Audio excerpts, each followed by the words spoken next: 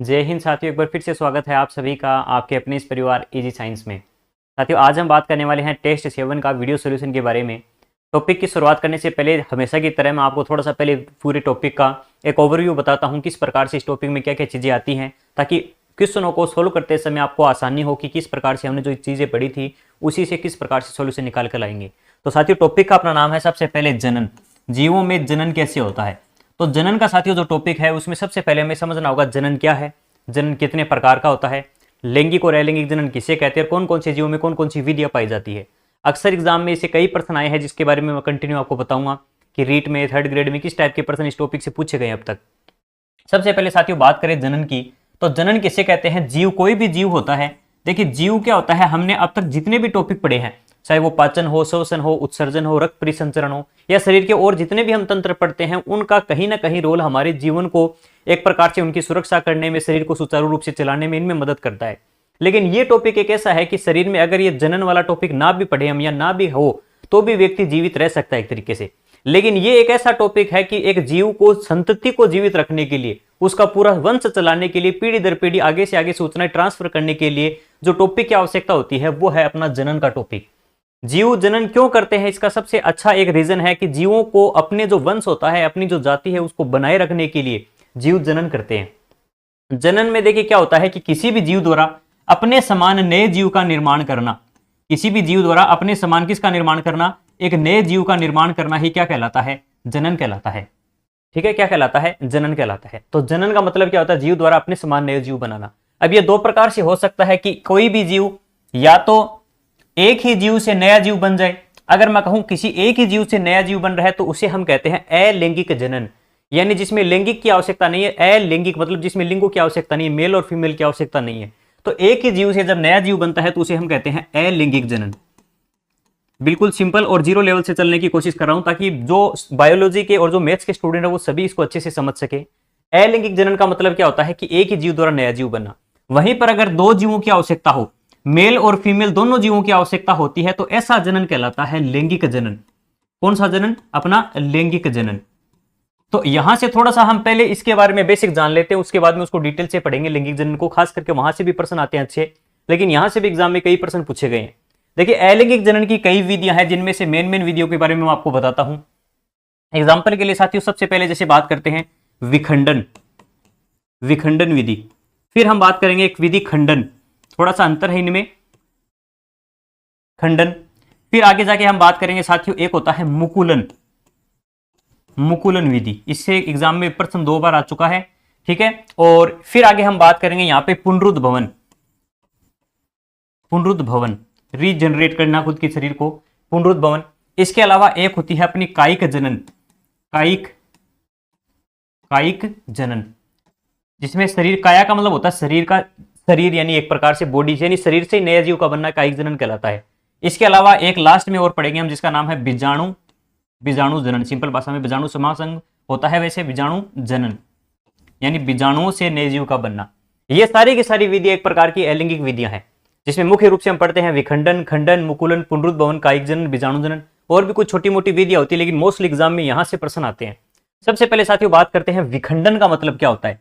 देखिए साथियों विखंडन का मतलब होता है कि किसी भी जीव में जैसे कोशिका विभाजन की जो क्षमता होती है, अपनी कोशिका विभाजन की क्षमता का उपयोग करके ही जीव द्वारा बहुत सारी जैसे कोशिकाओं में शरीर बनता है, ठीक वैसे ही जो सामान्य सरल जीव होते हैं जैसे प्रोटोजोआ संघीय, जैसे अमीबा, इसके अलावा जैसे एक कोशिका जितने भी जीव हैं उनमें मोस्टली सरल विधियां पाई जाती है जनन की। उनमें लैंगिक अंग तो होते नहीं है, क्योंकि जो जीव खुद एक कोशिका से बना हुआ है, कोशिका मिलकर उत्तक बनाती है, उत्तक से अंग बनते हैं, तब जाकर ये विकसित होते हैं अंग। तो लैंगिक जनन तब होगा जब उसमें अंग होंगे, लेकिन इनमें अंग होते ही नहीं है, ये खुद एक कोशिका के बने हुए होते हैं। तो इनमें समसूत्री विभाजन या सरल विधियों से होता है।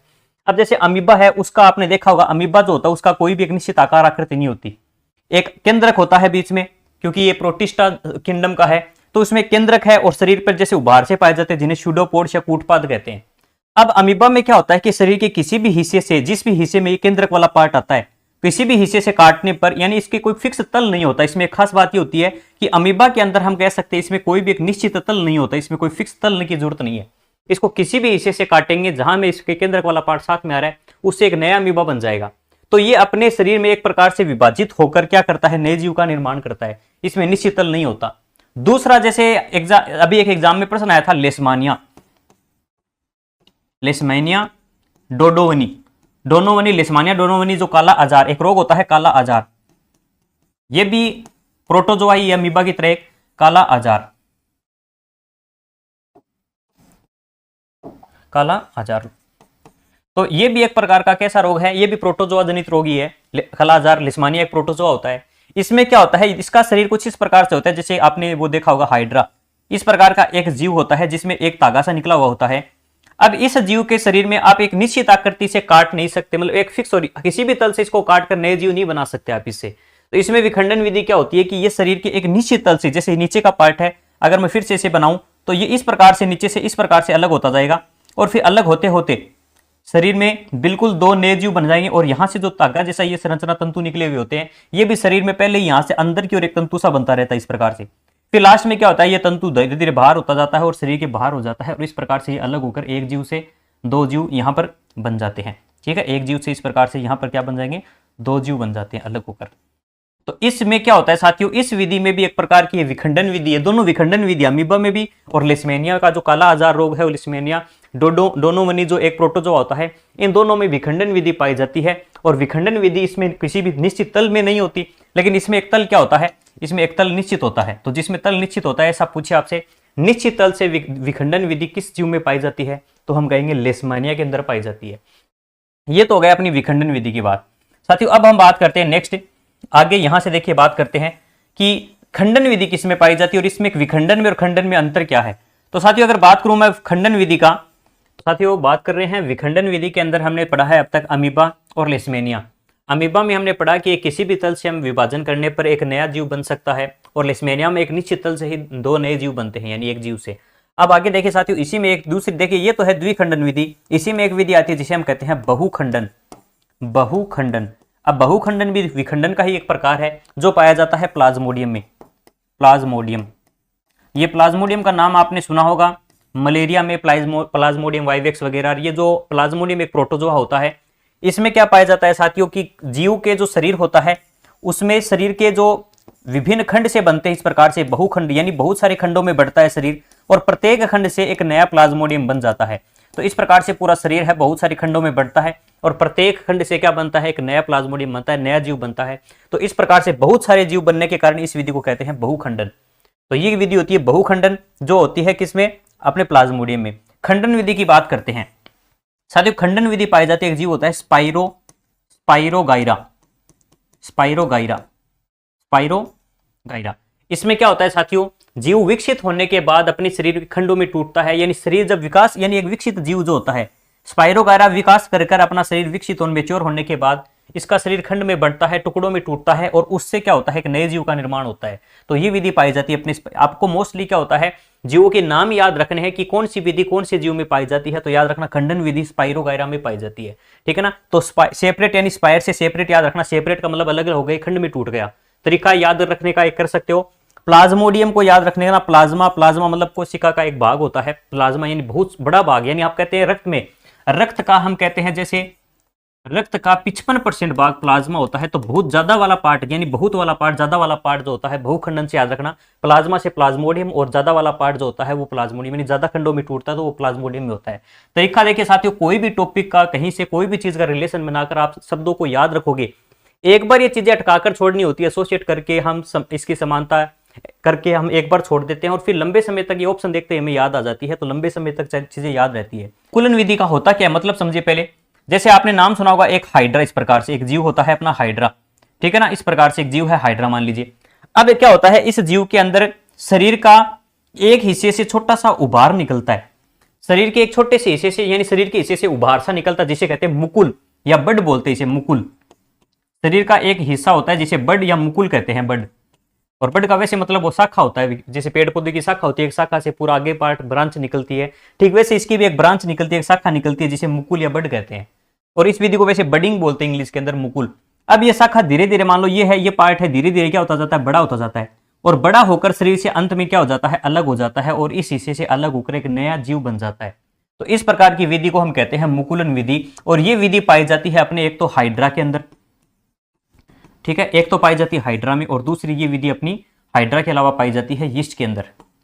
हाइड्रा और यीस्ट जैसे जीवों में कौन सी विधि पाई जाती है, मुख्य रूप से मुकुलन विधि पाई जाती है। तो ये अपना हो गया मुकुलन विधि। नेक्स्ट बात करते हैं पुनरुद्ध भवन। पुनरुद्ध भवन साथियों क्या होता है? पुनरुद्ध भवन, पुण्य का मतलब होता है दोबारा और भवन का मतलब होता है घर, यानी घर एक बार टूट गया तो फिर से उसका निर्माण जैसे करते हैं, ठीक वैसे ही किसी भी जीव में शरीर का कोई भी हिस्सा टूटकर उसे अगर पूरा जीव बनने की क्षमता रखता है तो ऐसा जनन की यह विधि पुनरुद्ध भवन कहलाती है। ये रीजनरेट कर सकता है। जैसे एक जीव होता है प्लेनेरिया, प्लेनेरिया, हालांकि हाइड्रा में भी ये विधि पाई जाती है लेकिन मुख्य रूप से इसमें एग्जांपल मिलता है प्लेनेरिया। ये भी एक प्रकार की इसी प्रकार का जीव होता है। इस हिस्से में क्या होता है कि शरीर के मान लो इतने हिस्से से इसको काट दिया तो एक 3 हिस्से में अगर काट दिया तो प्रत्येक हिस्से से इसमें 3 जीव बन जाएंगे, 1 2 3, यानी कटे हुए शरीर के किसी भी हिस्से से नए जीव का निर्माण हो जाना ही क्या कहलाता है? अपना पुनरुद्ध भवन कहलाता है। जैसे एग्जाम्पल के लिए आपने देखा होगा, जैसे छिपकलियों की पूंछ कटने पर, हालांकि उसमें केवल पूंछ वापस आ सकती है, छिपकली का आप हाथ काटेंगे या किसी और हिस्से से काटने पर वो पार्ट वापस नहीं आता। ठीक वैसे ही हमारे शरीर में भी हालांकि पुनरुद्ध भवन की क्षमता बहुत ही कम है। जैसे घाव भरने की क्षमता हो, या हमारे शरीर में सबसे ज्यादा पुनरुद्ध भवन की क्षमता हमारे लीवर में होती है और सबसे कम होती है हमारी तंत्रिका कोशिका यानी ब्रेन के अंदर सबसे कम पाई जाती है। तो ये बातें भी आपको याद रखनी है। लेकिन पूरा आपको जनन की विधि में ही पूछे तो आपको प्लेनेरिया एग्जाम्पल याद रखना है। तो साथियों इसका एग्जाम्पल मैंने आपको बताया था अमीबा और लेशमेनिया, खंडन का बताया था प्लाज्मोडियम, और मुकुलन का मैंने हाइड्रा और यीस्ट, और पुनरुद्ध भवन में बताया मैंने प्लेनेरिया। इसके अलावा बात करते हैं कायिक जनन। ये क्या होता है? खास करके पेड़ पौधों में आपने देखा होगा कि काया, शरीर के ही हिस्से को हम, जैसे किसी पेड़ पौधों को हम घर पर लेकर आते हैं और उसका एक छोटा सा हिस्सा हम उसको काट कर लाते हैं और उसको घर पर लाकर उगा लेते हैं, उससे पूरा पौधा नया बन जाता है। इस प्रकार की आपने देखा होगा। तो ये विधि कहलाती है अपनी कायिक जनन। कायिक जनन में आपको सबसे इंपॉर्टेंट है जो एग्जाम में पूछा जा सकता है वो नाम है ब्रायोफिलम। ब्रायोफिलम जिसे पत्थर चट्टा कहते हैं। ब्रायोफिलम की जो पत्तियां होती है, ब्रायोफिलम की जो पत्तियां होती है इस प्रकार से, पत्तियों के हिस्से से ही कुछ उबार से निकलते हैं, तंतु से निकलते हैं जड़ों की तरह, और उसी से नया पौधा विकसित हो जाता है एक प्रकार से जड़ों से ही, सॉरी से पत्तियों से ही। तो ब्रायोफिलम की पत्तियों, प्रश्न आता है ब्रायोफिलम की कौन से हिस्से से कायिक जनन की विधि अपनाई जाती है? तो याद रखना, जैसे गन्ने में वायव्य तना होता है, ठीक वैसे ही जैसे मोस्टली पेड़ पौधे जो बनते हैं वो जड़ों से बनते हैं, लेकिन अगर जड़ों के अलावा पत्तियों से या किसी अन्य हिस्से से बन रहा है तो इस विधि को हम कहते हैं कायिक जनन। तो साथियों लास्ट हम बात करते हैं बीजाणु जनन। ये पाया जाता है राइजोपस के अंदर। राइजोपस, राइजोपस क्या होता है? देखिए रोटी ब्रेड पर आपने कई बार आगे फफूंद सी जालसा देखा होगा, ठीक है ना। तो जो जालसा होता है, जैसे एग्जांपल के लिए मैं आपको ट्रिक से बताता हूं, राइज का मतलब क्या होता है? उगना या किसी चीज का ऊपर की ओर उठना, इसे राइज हो रहा है, जैसे सनराइज होता है। अब जैसे एक मैं आपको बताता हूं, तंतु से होते हैं, जालसा होता है जिसके आगे की ओर इस प्रकार की दानियां पाई जाती है जिसे बीजाणु दानी हम कहते हैं। बीजाणु दानियों के अंदर बीज पाए जाते हैं, छोटे छोटे बीज से, इनको हम कहते हैं बीजाणु जनन। का मतलब ही क्या होता है कि छोटे छोटे बीजाणु दानियों में जो बीज बनते हैं, ये बीजाणु दानी जब फटती है तो प्रत्येक जीव से, प्रत्येक बीज से क्या बनता है? एक नया जीव बन जाता है, नया राइजोपस बन जाता है। तो राइज का मतलब इस प्रकार से उगना, और उगे हुए पार्ट पर आगे की ओर बीजाणु धानी पाई जा रही है, और बीजाणु धानियों में बीज है, और बीज से, प्रत्येक बीज से क्या बन जाता है? नया राइजोपस कवक बन जाता है अपना। तो इस प्रकार से हम याद रख सकते हो। मैंने आपको कंप्लीट बता दिया है सभी के बारे में। विखंडन विधि कौन कौन सा पाया जाता है? तो देखिए अमीबा के अंदर, ठीक है, एक किसी भी तल से हो सकता है, और दूसरा लिस्मेनिया के अंदर एक निश्चित तल से होता है। बहुखंडन प्लाज्मोडियम में, खंडन विधि अपनी स्पाइरोगैरा में, मुकुलन विधि अपने हाइड्रा में। ये रीट में कई बार प्रश्न आया हुआ है, हाइड्रा, हाइड्रा में पाई जाती है, और साथ ही साथ ये यीस्ट में भी पाई जाती है। यीस्ट नामक जो कवक होता है उसमें भी विधि पाई जाती है। पुनरुद्ध भवन अपने पाई जाती है प्लेनेरिया, प्लेनेरिया,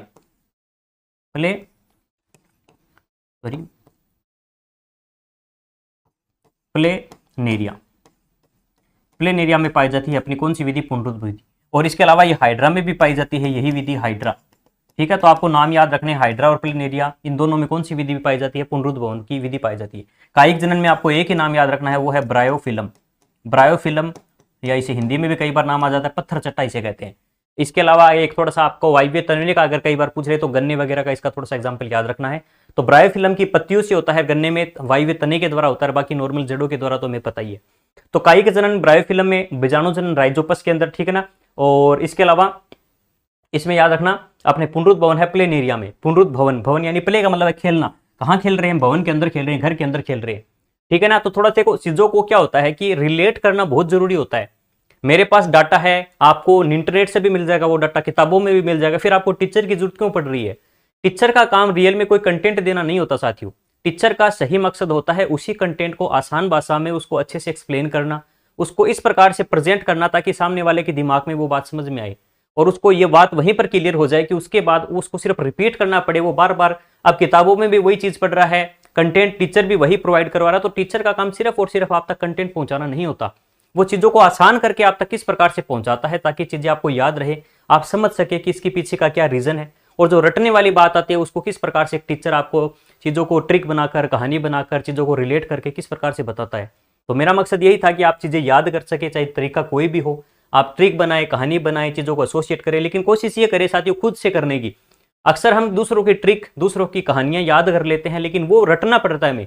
दूसरों की चीजें हम अक्सर रटते हैं और खुद की क्रिएटिविटी जितनी ज्यादा हम लगाते हैं चीजों को याद करने में, वो चीजें लंबे समय तक हमें याद रहती हैं। तो इसलिए कोशिश आप भी अपने लेवल पर करें कि इन नामों से आपको ऐसा क्या समझ में आता है कि हाई डरा, डरा क्यों डरा, तो डरने से संबंधित है, ठीक है। तो मुंह कुल, मैं कल डर गया, किस चीज से डर गया। तो इस पर देखिए चीजें आपकी कितनी ज्यादा क्रिएटिविटी आपके माइंड के अंदर की शब्द को देखते ही आप उसको किस प्रकार से रिलेट कर पाते हो, ये आपके ऊपर डिपेंड करता है। बाकी एक टीचर होता है, टीचर वाली आपको याद रहती है तो अच्छी बात है, उसमें आपकी तरफ से कोई एफर्ट लगाने की जरूरत ही नहीं आपको। बाकी कोशिश ये करें कि आप चीजों को अपने लेवल पर रिलेट करने की कोशिश करें। और रिलेट की हुई चीजें साथियों मैं पर्सनली अपने नॉलेज से बता रहा हूं, मेरे एक्सपीरियंस से बता रहा हूं, मुझे चीजें ये याद रहती है किस रीजन से, कि चीजों को रिलेट करके इस प्रकार से याद रख रखा है कि आप इन रटने वाली चीजों को कम से कम ना भूले। बाकी देखिए समझने वाला, साइंस अधिकतर समझने वाली चीज है, लेकिन जैसे एग्जाम्पल ही पूछ लिया तो इसमें क्या समझने वाली बात है, तो ये तो एग्जाम्पल ये याद रखना पड़ता है। तो साथियों मेरे हिसाब से टॉपिक आपको समझ में आया होगा। अब आगे बात करते हैं हम लैंगिक जनन। देखिए लैंगिक जनन में आपको एक सिंपल सी सारणी बताता हूं मैं, उससे सारे प्रश्न सॉल्व हो जाएंगे आपके। सबसे पहले साथियों यहां पर हम बात करते हैं जनन में लैंगिक जनन की। तो साथियों लैंगिक जनन हम सब जानते हैं कि लैंगिक जनन का मतलब क्या होता है, ऐसा जनन जिसमें दो जीवों की आवश्यकता होती है, एक नर की और एक मादा की। तो ऐसी विधि हम कहते हैं, ये कौन सी विधि कहलाती है, अपनी लैंगिक जनन। नर के अंदर अगर मुख्य जनन अंग आपसे पूछे तो वो होते हैं वर्षण, टेस्टिस, और मादा में मुख्य जनन अंग पूछे तो वो होते हैं कौन से, अपने अंडाशय। तो अंडाशय और अगर बात करें वर्षण, ये क्या होते हैं, मुख्य जनन अंग होते हैं, ठीक है। तो यहां पर याद रखना साथियों, मुख्य जनन आपसे पूछे, मुख्य जनन अंग, जनन अंग, तो वो अपने कौन से हैं, यहां पर वर्षण और अंडाशय। दूसरी बात और साथियों, हमारे शरीर का जितने भी कोशिकाएं होती है, शरीर के कोई भी अंग की कोशिका होती है वो द्विगुणित होती है। शरीर के प्रत्येक हिस्से की कोशिका द्विगुणित होती है, केवल और केवल किसको छोड़कर, युग्मकों को छोड़कर। ये युग्मक वर्षण के अंदर मुख्य, देखिए लैंगिक अंग वर्षण है, और वर्षण क्यों है, क्योंकि वर्षण के अंदर बनते हैं क्या, शुक्राणु। वर्षण में क्या बनते हैं, शुक्राणु बनते हैं। तो ये क्या होते हैं, नर युग्मक, नर युग्मक। मेल गेमेट्स जो होते हैं वो क्या होते हैं, शुक्राणु होते हैं। और फीमेल अंडाशय क्यों है मुख्य लैंगिक अंग फीमेल का, तो ये क्यों है, क्योंकि इसमें बनते हैं अपना कौन सा, अंडाणु, अंडाणु। और ये भी क्या होता है, ये मादा युग्मक कहलाता है, इसे हम कहते हैं मादा युग्मक, मादा युग्मक, फीमेल गेमेट। तो जो गेमेट्स होते हैं हमारे शरीर के अंदर, जैसे पादपों के अंदर देखिए तो उसके अंदर क्या होते हैं, जो पुमंग होते हैं, जायंग होते हैं, उस पे कुछ पुमणु वगैरह जैसे जो पार्ट बनते हैं, ठीक है ना। जो पुष्प के उत्तर, जैसे पुष्प के एक लैंगिक अंग है, जैसे हमारे शरीर में जैसे वर्षण अंडाशय वैसे पादपों में होते हैं पुष्प, और पुष्प में भी जायंग होते हैं। आगे मैं बात करूंगा पुष्पों की भी, वहां पर डिटेल से बात करूंगा, क्योंकि रीट में आया हुआ प्रश्न है कि कौन सा एक हेप्लॉइड कौन सा होता है, अगुणित कौन सा होता है। अगुणित का मतलब होता है एन केवल, ये होता है द्विगुणित, ये होता है अगुणित। तो हमारे शरीर की कौन सी कोशिकाएं अगुणित होती हैं, तो वो होती है केवल और केवल नर युग्मक और मादा युग्मक। इसे क्यों कहते हैं, क्योंकि साथियों शरीर की प्रत्येक कोशिकाओं में 46 गुणसूत्र है अपने नॉर्मली, लेकिन शुक्राणु और अंडाणु शरीर की ऐसी कोशिका है जिसमें केवल कितने गुणसूत्र होते हैं, 23 गुणसूत्र होते हैं। कितने होते हैं, 23, इसलिए इसे अगुणित कहते हैं, ये मान सकते हो आप सिंपल भाषा में। आगे बात करूं, वर्षण में शुक्राणु बनने की प्रक्रिया क्या कहलाती है, तो साथियों वर्षण में शुक्राणु बनने की प्रक्रिया कहलाती है शुक्र जनन, शुक्र जनन। और मादा में अंडाशय में अंडाणु बनने की प्रक्रिया कहलाती है अंड जनन, अंड जनन। तो शुक्र जनन और अंड जनन, इन दोनों को सम्मिलित रूप से हम कहते हैं युग्मक जनन, क्योंकि क्या बनते हैं इसमें, युग्मक, तो इसे हम बोलते हैं युग्मक जनन। तो ये एक विधि होती है जिसे हम कहते हैं युग्मक जनन। अब आगे बात करते हैं साथियों, वर्षण है मुख्य अंग है क्योंकि इसमें शुक्राणु बन गए, अंडाशय है उसमें अंडाणु बन गए, बनने की प्रक्रिया क्या होती है, और दोनों को सम्मिलित रूप से युग्मक जनन कहते हैं। युग्मक जनन दो प्रकार का होता है, मेल और फीमेल में। शुक्राणु और अंडाणु के मिलने की एक प्रक्रिया होती है जो काफी इंपॉर्टेंट, यहां से प्रश्न बनता है। शुक्राणु और अंडाणु के मिलने की प्रक्रिया क्या कहलाती है, इसे कहते हैं निषेचन, निषेचन यानी फर्टिलाइजेशन। निषेचन की प्रक्रिया कहां संपन्न होती है, यह प्रश्न कई बार पूछा जाता है। तो साथियों याद रखना, निषेचन की प्रक्रिया होती है अपनी अंडवाहिनी में, अंडवाहिनी, और इंग्लिश में इसे बोलते हैं fallopian tube, fallopian tube, fallopian tube. तो साथियों ये काफी इंपॉर्टेंट प्रश्न है, एग्जाम में सबसे ज्यादा पूछा जाने वाला प्रश्न है निषेचन का, कि निषेचन की प्रक्रिया कहां होती है। तो मादा की अंडवाहिनी होती है फेलोपियन ट्यूब, जिस पे आगे हम डायग्राम में थोड़ा बहुत बात भी करेंगे इसके ऊपर। तो इसमें होता है अपने निषेचन की प्रक्रिया, यहां होती है। निषेचन होने के बाद जो कोशिका बनती है पहली कोशिका, उस कोशिका को हम कहते हैं युग्मनज। युग्मनज, जाइगोट, इसे इंग्लिश में बोलते हैं। ये इंग्लिश वाला नाम ज्यादा इंपॉर्टेंट है, जाइगोट। युग्मनज की प्रक्रिया जाइगोट कहलाता है। आगे बात करते हैं साथियों, जाइगोट जो बनता है इसमें बहुत सारी कोशिकाएं। देखिए ये एक कोशिका जो पहली कोशिका बनी है, ये साइकोलॉजी में भी आया हुआ प्रश्न है कि किसी भी जीव के जिंदगी की शुरुआत कितनी कोशिका से हुई है, तो एक कोशिका से हुई, और वो प्रथम कोशिका क्या कहलाती है, वो अपनी कहलाती है युग्मनज। आगे बात करते हैं, युग्मनज में बहुत सारी, जैसे एक कोशिका बन गई, अब इस कोशिकाओं में बहुत सारे विभाजन होते हैं, और विभाजन की प्रक्रिया कहलाती है विदलन। विदलन, क्लीवेज बोलते हैं इसे इंग्लिश में, क्लीवेज या विदलन। विदलन की प्रक्रिया से क्या होती है, एक कोशिका बहुत सारी कोशिकाओं में बढ़ती है, कोशिकाओं का एक गुच्छा सा बन जाता है, और कोशिकाओं का एक गुच्छा होता है, 16 कोशिकाओं का एक गुच्छा सा बन जाए ना इस प्रकार से, तो इस 16 कोशिकाओं की अवस्थाओं को हम कहते हैं मोरुला। क्या कहते हैं, मोरुला। 16 कोशिकाओं की एक अवस्था होती है जिसे हम कहते हैं मोरुला। मोरुला के बाद में देखिए कई अवस्थाएं आती है जिसके नाम आपको याद रखने हैं, और हालांकि इनका क्रम भी ऐसे आपको याद रखना है। सबसे पहली अवस्था होती है मोरुला, मोरुला के बाद दूसरी अवस्था देखिए मोरुला, फिर आती है दूसरी अवस्था ब्लास्टुला, और तीसरी होती है गेस्टुला। एमबीबीएस जैसे डॉक्टर बनने के लिए इतनी डिटेल में पढ़ना पड़ता है, तो एमबीएस याद रखना, मोरुला, ब्लास्टुला, गेस्टुला, एमबीबीएस ट्रिक से याद रख सकते हो। सबसे पहली अवस्था होती है मोरुला, फिर होती है ब्लास्टुला, ब्लास्टुला, और तीसरी होती है गेस्टुला। गेस्टुला, ये गेस्टुला है, गेस्टुला नहीं है, याद रखना गेस्टुला। तो मोरुला, ब्लास्टुला, गेस्टुला, ये अवस्थाएं चलती है फिर।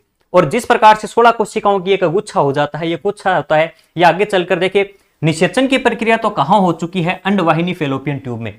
आगे चलकर जैसे एग्जांपल के लिए मैं आपको बताऊं साथियों, थोड़ा सा यहां पर डिटेल से मैं आपको बता देता हूं, थोड़ा सा इसको छोटा कर लेते हैं थोड़ा सा, और यहां पर साइड में कर देते हैं। और अब देखिए समझिए इस चीज को, जैसे फीमेल के अंदर अगर मैं बात करूं, ये वाला पार्ट होता है, जैसे इस प्रकार से अगर सिंपल सी बात करें,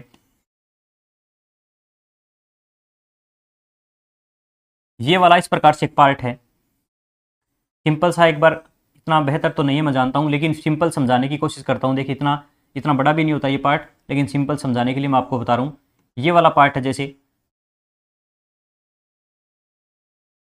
अब देखिए साथियों ये वाला जो पार्ट है इसे हम कहते हैं फिब्री, हालांकि इतना डिटेल में नहीं जाना, बेसिक समझते हैं। ये वाला पार्ट है अपना अंडवाहिनी, अंडवाहिनी, फीमेल के अंदर ये वाला पार्ट है अपना अंडवाहिनी। और ये वाला पार्ट देखिए इसका यहां पर एक पार्ट होता है जिसे हम कहते हैं ये वाला पार्ट, ठीक है, इस वाले पार्ट को हम कहते हैं अंडाशय। अंडाशय, अंडाशय से अंडा बनता है, वो जाता है यहाँ फिब्री में होता हुआ इस वाले पार्ट में। देखिए निषेचन की प्रक्रिया हालांकि फिब्री वाले इसी पार्ट में हो जाती है, फिर यहाँ पर वो जो अंडा आता है, देखिए यहां से प्रवेश करते हैं, योनि मार्ग है, यहां पर इस पार्ट को हम कहते हैं गर्भाशय। गर्भाशय, ये देखिए सहायक अंग कहलाते हैं, ये वाले जितने भी पार्ट ना, योनि है, गर्भाशय है, इसके अलावा फेलोपियन ट्यूब है, ये सारे सहायक अंग होते हैं। मुख्य लैंगिक अंग केवल और केवल अंडाशय होता है। ये प्रश्न भी आया हुआ प्रश्न एग्जाम में, मुख्य अंग अंडाशय, क्योंकि यहाँ पर अंडाणु बने, अंडाणु बनकर फेलोपियन ट्यूब में, और जिस प्रकार से योनि मार्ग से गर्भाशय होते हुए यहाँ से क्या आ रहे शुक्राणु, ये शुक्राणु और अंडाणु की निषेचन की प्रक्रिया होती है अपने कौन से पार्ट में, अंडवाहिनी फेलोपियन ट्यूब में। यहां से आते हुए थोड़ा देखिए कोशिकाओं का गुच्छा सा बन गया, मान लो ये कोशिका बनी, कोशिकाएं लुढ़कती हुई इस प्रकार से आगे चलती रहती है, यहां से आती हुई इस पार्ट में आके रोपित हो जाती है। इस चीज को लगभग 7 दिन का समय लगता है, यानी 1 वीक का समय लगता है इस प्रोसेस को। इस प्रोसेस को 1 वीक का समय लगता है मोरुला अवस्था तक आते हुए, और 16 कोशिकाएं, 32 कोशिकाओं की अवस्था होती है, वो जाकर सीधे कहां रोपित हो जाती है, गर्भाशय में। और इस पार्ट को देखिए मोरुला अवस्था आ गई, विदलन की प्रक्रिया चल रही थी, विभाजन साथ साथ हो रहे थे। विदलन के जस्ट बाद एक अवस्था और आती है जिसे हम कहते हैं रोपण, रोपण की अवस्था, यानी इसे हम कहते हैं इम्प्लांटेशन। गर्भाशय के अंदर प्रश्न आता है कि बताइए भ्रूण का रोपण कहां होता है, या फिर जो युग्मनज होता है उसकी कोशिकाओं का गुच्छा बनता है वो कहां रोपित होता है, तो वो होता है गर्भाशय के अंदर। अब जब रोपित तो जो हो चुका है, तो उसे हम अब आगे चलकर रोपण जो प्रक्रिया हो चुकी है, अब यहां पर क्या होता है, वो गुच्छा होता है, वो एक यहां पर देखिए प्रोजेस्टेरोन हार्मोन का स्राव होता है, जिससे एक झिल्ली, एक आवरण बनता है जिसे हम कहते हैं प्लेसेंटा। प्लेसेंटा, ये प्लेसेंटा ही होती है जो भ्रूण को पोषण, उत्सर्जन, शोषण हर चीज में मदद करती है, उसकी सुरक्षा करती है। तो प्लेसेंटा एक आवरण होता है जो भ्रूण को क्या करता है, सुरक्षा देता है। सिंपल देखिए अगर मैं डायग्राम बना के समझाऊं, जैसे मान लीजिए कोई बड़ा भ्रूण, कोई अगर मान लो विकसित भ्रूण है, यहां से जैसे यहां पर एक छोटा सा एक अवस्था बन गई जिसे हम प्लेसेंटा कहा, एक झिल्ली सी, मतलब एक परत सी होती है, ठीक है, और फिर यहाँ पर एक नाल होती है जिसे एम्बेलिक कॉर्ड कहलाती है, जो भ्रूण के मान ली यहाँ से एक छोटा सा भ्रूण है, वो इस प्रकार से यहाँ से चिपका, इस प्रकार से भ्रूण का निर्माण हो रहा है। ये भी 3 अलग अलग अवस्थाओं में होता है, जो कितने डिटेल में पढ़ने की जरूरत नहीं है, बेसिक हमें इतना ही जानना है कि भ्रूण जो होता है वो प्लेसेंटा से पोषण वगैरह, उत्सर्जन, शोषण यानी सारे काम का मदद कौन करता है, प्लेसेंटा करता है। भ्रूण की सुरक्षा वगैरह यही करता है और पोषण प्राप्त करता है इसे। दूसरी बात अगर बात करें इंपॉर्टेंट, रोपण की प्रक्रिया के पश्चात, रोपण होने के बाद भ्रूण का विकास होता है। विकास की प्रक्रिया हमें पता है लगभग 280 दिन, 9 महीने 10 दिन की प्रोसेस होती है, जिसके बाद में भ्रूण जो होता है, लास्ट एक प्रोसेस बचती है जिसे हम कहते हैं प्रसव। प्रसव के माध्यम से एक भ्रूण जो होता है वो शिशु के रूप में जन्म ले लेता है। तो ये पूरी प्रोसेस है साथियों, सिंपल सी प्रोसेस है, आपको अगर सारणी से समझोगे तो इजी समझ में आएगी। लैंगिक जनन किसे कहते हैं? नर और मादा के संलीन की, नर और मादा जो होते हैं वो क्या कहलाते हैं? दो जीव जब होते हैं, एक दो जीव मिलकर नए जीव का निर्माण करते हैं, तो उसे हम कहते हैं लैंगिक जनन। लैंगिक जनन में मुख्य, नर में मुख्य अंग होते हैं वर्षण, मादा में मुख्य होते हैं अंडाशय। वर्षण क्यों होते हैं? क्योंकि वर्षण में शुक्राणु बनते हैं। अंडाशय क्यों होते हैं? क्योंकि अंडाशय में अंडाणु बनते हैं। शरीर की सबसे छोटी कोशिका शुक्राणु, शरीर की सबसे बड़ी कोशिका अंडाणु होती है। शरीर की ऐसी कौन सी कोशिका जो अगुणित अवस्था में होती है? तो वो युग्मक होते हैं। युग्मक, युग्मनज, देखिए युग्मक मिलकर युग्मनज बनाते हैं, लेकिन युग्मक अगुणित अवस्था, युग्मनज जो होता है ये भी 2n होता है। मैंने कहा था केवल और केवल यही एक ऐसी कोशिका है अपने शरीर की, पुरुषों में शुक्राणु और महिलाओं में अंडाणु है, केवल और केवल अगुणित अवस्था में, बाकी सभी द्विगुणित अवस्था में होते हैं। अंडाणु और शुक्राणु, नर युग्मक और मादा युग्मक बनने के बाद में ये प्रक्रिया कहलाती है शुक्र और अंड जनन, जिसे युग्मक जनन कहते हैं। निषेचन होता है, निषेचन से युग्मनज बनता है। युग्मनज में बहुत सारे अवस्थाओं का कोशिका विभाजन होता है, जिसे विदलन कहते हैं। विदलन के बाद अवस्थाएं आती है मोरूला, ब्लास्टूला और गेस्टूला। ये अवस्थाएं चलती रहती है। साथ साथ में देखिए मैंने आपको एक बार बताया भी था, ये ब्लास्टूला अवस्था जैसे 3 लेयर बनती है बच्चे में। कौन कौन सी लेयर होती है? मैंने एक बार पहले भी इसके बारे में थोड़ा बताया था आपको। जैसे मान लीजिए 3 लेयर बनती है, कौन कौन सी? ये 3 गेस्टूल अवस्था के अंदर 3 गेस्टिक लेयर बनती है, जिसमें कौन कौन सी होती है? सबसे बाहरी बार एक्टोडर्म, ठीक है ना, बीच की होती है मेसोडर्म, और सबसे अंतिम मध्य जो होती है उसे हम कहते हैं अपनी एंडोडर्म। ये एंडोडर्म, मेसोडर्म और एक्टोडर्म ये लेयर बनती है, और इसी से हमारे शरीर के धीरे धीरे अंग विकसित होते हैं। ये लेयर होती है अलग अलग, जैसे एक्टोडर्म से हमारा तंत्रिका तंत्र है, अंतस्रावी तंत्र है, बाह्य अध्यावरणी तंत्र है। मध्य जो पार्ट है इससे हमारा जैसे हृदय बना है, पूरा अपना जितना भी पूरा अपना ये हृदय से संबंधित जितने भी पार्ट होते हैं, अपनी धमनी शिराएं वगैरह, वो मुख्य रूप से मेसोडर्म से बनी होती है, जिसमें एंजियोग्राफी में जो हमने बात की थी, एंजियोलॉजी में जिसका अध्ययन करते हैं। एंडोडर्म वगैरह में जैसे शरीर की आंतरिक जैसे भित्तियां हैं, झिल्लियां हैं, वो मुख्य रूप से एंडोडर्म वगैरह की बनी होती है। ठीक है, तो इतना ज्यादा डिटेल में नहीं जाना, बेसिक बेसिक ये बातें हमें पता होनी चाहिए। सबसे ज्यादा पूछे जाने वाला प्रश्न ये है, निषेचन कहाँ होता है, रोपण कहाँ होता है, बच्चे का विकास कहाँ होता है? तो रोपण और विकास होता है बच्चे के माँ के गर्भाशय के अंदर होता है, और बच्चे को पोषण किससे मिलता है? प्लेसेंटा से मिलता है। ठीक है, इसी में देखिए एक सहायक ग्रंथि भी आपको याद रखनी है। पूरी प्रोसेस में एक सहायक ग्रंथि होती है, और उसका नाम है बार्थोलिन, बार्थोलिन ग्रंथि। तो ये एकमात्र ऐसी ग्रंथि है सहायक ग्रंथि जो इसमें आपको याद रखनी है। बाकी पुरुषों में हम 3 अलग अलग पढ़ेंगे, पुरुषों में 3 अलग अलग पढ़ेंगे, लेकिन फीमेल्स में एक बार्थोलिन आपको याद रखना है, बार्थोलिन। ठीक है ना, तो ये याद रखनी अपने, बस ये ऊपर ऊपर से पूरा मैंने आपको फीमेल वाला बता दिया। मेल वाला भी हम आगे जैसे जैसे हम पढ़ेंगे तो थोड़ा बहुत उसके बारे में बता दूंगा। मुख्य वर्षण होते हैं, इसके अलावा क्या होता है? देखिए मेन ये मान लो वर्षण है, वर्षण से नलिका निकलती है जिसे हम कहते हैं शुक्रवाहिनी, क्योंकि शुक्राणु जिससे निकलते हैं वो शुक्रवाहिनी होती है। यहाँ पर एपिडिडाइमिस होता है एक, वो अलग चीज है हालांकि, लेकिन ये वाला पार्ट आगे चलता है। बेसिक मैं आपको यहाँ से बेसिक बताता हूँ। मान लीजिए ये वर्षण है, वर्षण से शुक्रवाहिनी, ठीक है, और फिर वाले आगे वाला पार्ट अधिवर्षण, अधिवर्षण आगे जाके एक नलिका है, फिर यहाँ से एक ग्रंथि होती है जिसे हम कहते हैं अपना शुक्राशय, जिसमें मेन शुक्र द्रव्य का लगभग 60% पार्ट बनता है, जिसमें फ्रेक्टोज शर्करा पाई जाती है जो शुक्राणु को पोषण वगैरह में मदद करती है। और वैसे शुक्राणुओं का अधिपरिपक्व या आधा परिपक्व या कुछ देर के लिए शुक्राणु यहाँ भी ठहरते हैं अधिवर्षण में भी। वर्षण, शुक्रवाहिनी, अपना अधिवर्षण और फिर शुक्राशय, फिर 2 ग्रंथियां और आती है बीच में, जिसे प्रोस्टेट ग्रंथि और दूसरी होती है काउपर। ठीक है, ये होता है शुक्राशय, प्रोस्टेट और काउपर। ठीक है, और काउपर ग्रंथि के बाद में यहाँ से आगे का पार्ट आगे निकलता है। ऊपर से एक नलिका और भी आती है मूत्राशय से, ये मूत्राशय से मूत्र नलिका भी आती है, और मूत्र नलिका, और यहाँ से जो अपना वीर्य वाला पार्ट जो बनता है शुक्राणु, यहाँ पर शुक्राणु के बाद में देखिए अपना शुक्राणु, फिर यहाँ पर शुक्र द्रव्य बनता है अपना शुक्राशय में। प्रोस्टेट ग्रंथि का भी कुछ पार्ट होता है, 30% पार्ट उसका जो लिक्विड पार्ट बनता है प्रोस्टेट ग्रंथि वाला, और लास्ट में काउपर ग्रंथि वाला पार्ट कुछ बनता है जो यानी अम्लीय वातावरण को कम करता है मूत्र, इसमें मूत्र नलिका में। तो यहाँ पर मूत्र मार्ग होता है, और साथ में जो शीशन वाला पार्ट होता है, इस वाले पार्ट से क्या होता है अपना ये सहायक, ये जितने भी पार्ट है अपना शीशन वाला पार्ट है, ये सहायक ग्रंथियां हैं, अधिवर्षण है, ये सारे सहायक पार्ट है। मुख्य पार्ट अपना है वर्षण, तो मेन पार्ट अपना वर्षण है। ठीक उसी प्रकार जैसे महिलाओं में अंडाशय, ज्यादा डिटेल में नहीं पढ़ेंगे, प्रश्नों को उत्तरों को करेंगे तो अच्छे से हमें समझ में आ जाएगा। मेरे हिसाब से चीजें आपको अच्छे से समझ में आई होगी। चलिए अब हम बात करते हैं अपने क्वेश्चन आंसर पर, कि इस टॉपिक से जितने भी प्रश्न बनते हैं उनको किस प्रकार से इजीली आप सोल्व कर सकते हैं। टॉपिक को पहले मेरे हिसाब से आपको अच्छे से समझा दिया है मैंने और अच्छे से आपको समझ में भी आया होगा। जितना सिंपल और स्वीट लेकर चलते हैं चीजें ज्यादा याद रहती है। ज्यादा डिटेल में जानने पर क्या होता है, अक्सर बहुत ज्यादा चीजें भूल भी जाते हैं, लेकिन प्रश्नों को जैसे जैसे करेंगे चीजों को डिटेल में भी अच्छे से समझ लेंगे हम। चलिए साथियों बात करते हैं। सबसे पहला 80% है टोटल, इसमें हर प्रश्नों को अब करते हैं। देखिए जनन की प्रक्रिया का सही क्रम क्या है। तो साथियों अब मेरे हिसाब से आप खुद से ये चीजें कर सकते हो। जैसे मैं आपको थोड़ा सा बता देता हूं, जनन का जो सही सीक्वेंस मैंने अभी आपको बताया था, जनन का सही सीक्वेंस क्या होगा। तो अभी हमने कहा था कि देखिए लैंगिक जनन जो होता है उसके अंदर कुछ चरण होते हैं। अभी हमने बात की थी सबसे पहले क्या होता है, देखिए साथियों सबसे पहले युग्मक बनते हैं। शुक्राणु और अंडाणु बनने की प्रक्रिया क्या कहलाती है, युग्मक जनन। तो युग्मक जनन सबसे पहला होता है। युग्मक जनन होने के बाद शुक्राणु अंडाणु बन जाते हैं, उसमें निषेचन होता है। तो फिर देखिए पहले 2 नंबर आएगा, फिर आएगा 1 नंबर। फिर देखिए निषेचन होने के बाद क्या होगा, इसमें से अगर ऑप्शनों के हिसाब से देखें तो सबसे पहले भ्रूण का रोपण होगा। पहले भ्रूण गर्भाशय में रोपित हो जाएगा, ठीक है, और रोपण होने के बाद बच्चे का विकास होता है, तो भ्रूण का क्या होगा, विकास होगा, और सबसे अंतिम चरण होगा 5 नंबर। तो ये ऑप्शन सही होगा 2 1 3 4 5, ठीक है, 2 1 3 4 5 ये ऑप्शन किस में है, तो 2 1 3 4 5 दूसरा ऑप्शन सही होगा। निम्न में से कौन सा नर में प्राथमिक जननांग है। तो देखिए प्राथमिक जनन अंग केवल और केवल क्या होते हैं, अपने वर्षण होते हैं। प्राथमिक जनन अंग पूछे तो वर्षण है, और सभी कौन सा पुरुषों से संबंधित है, तो तीनों पुरुषों से संबंधित है, शुक्रवाहिनी, शुक्राशय और वर्षण। लेकिन प्राथमिक पूछा है या अपना मुख्य पूछा है तब आपको एक ही आंसर करना है, इसमें केवल और केवल वर्षण। तो इसमें चौथा ऑप्शन सही होगा। मादा का प्राथमिक जननांग क्या होता है, अंडाशय ओवेरीज होता है, ठीक है ना, अंडाशय होते हैं।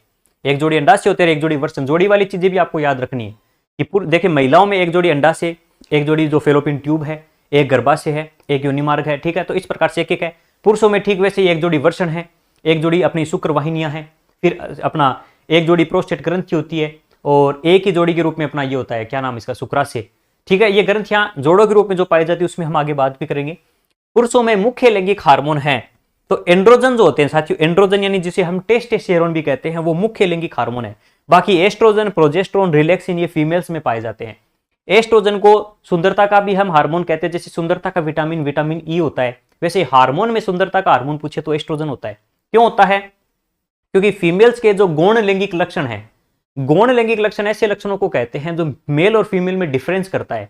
जैसे दाढ़ी मूंछ का आना हो, फीमेल्स में अगर बात करें तो उनमें जैसे स्तन ग्रंथियों का विकास होना हो, आवाज का पतली होना हो, पुरुषों में आवाज का भारी होना हो, ऐसे लक्षण जो किशोर अवस्था में हमें मेल और फीमेल में डिफरेंस करवा देते हैं, ऐसे उसे हम क्या कहते हैं, अपना मुख्य गौण लैंगिक लक्षण यहाँ पर कहते हैं। तो यहाँ पर याद रखना एस्ट्रोजन होता है, इसी के कारण फीमेल में लक्षण आते हैं, और पुरुषों में दाढ़ी मूंछ का आना, ये सारे लक्षण किसके कारण होते हैं, अपने टेस्टोस्टेरोन यानी एंड्रोजन के कारण होते हैं।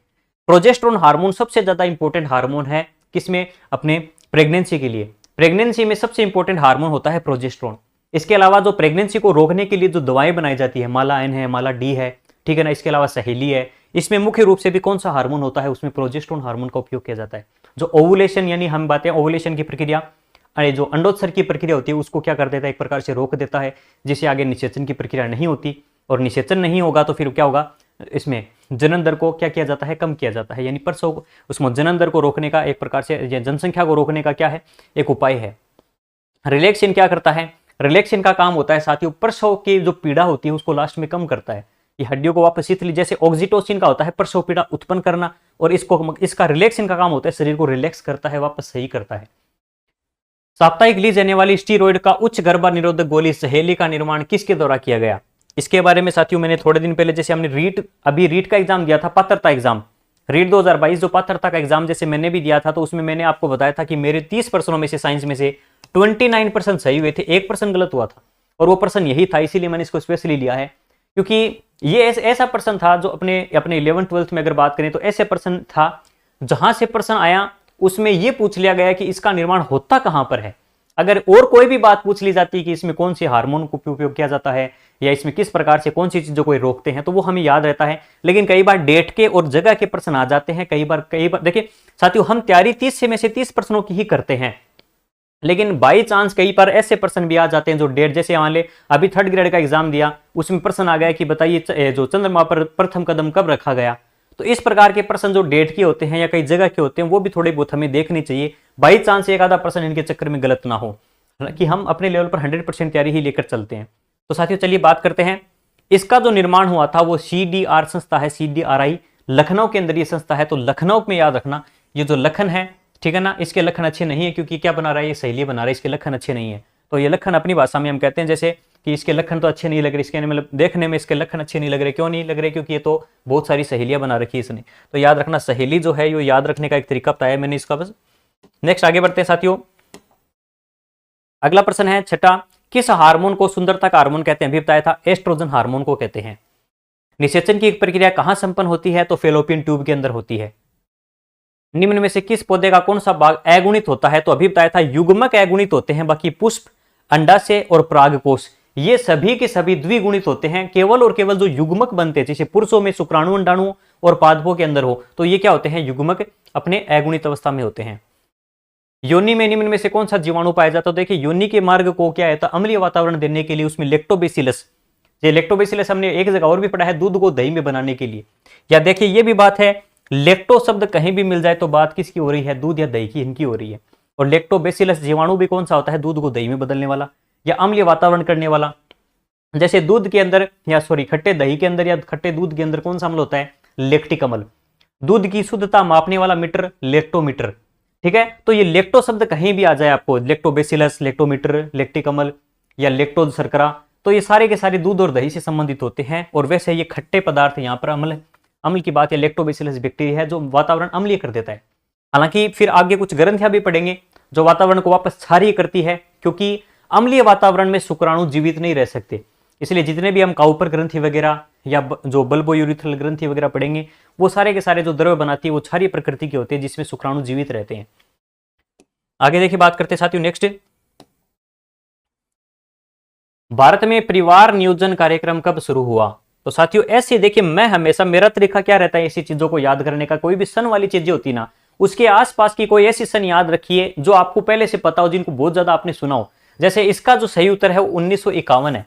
अब हमें याद है हमारी आजादी की डेट, हमें आजादी का जो सन है 1947, कि 1947 में हमारा देश आजाद हुआ था। अब देखिए इसमें एक शब्द आ रहा है परिवार नियोजन, तो नियोजन में देख लीजिए, परिवार में देख लीजिए, चार वर्ड है इसके अंदर, चार इसमें क्या है, अपने अपने शब्दों में चार इसके अंदर है।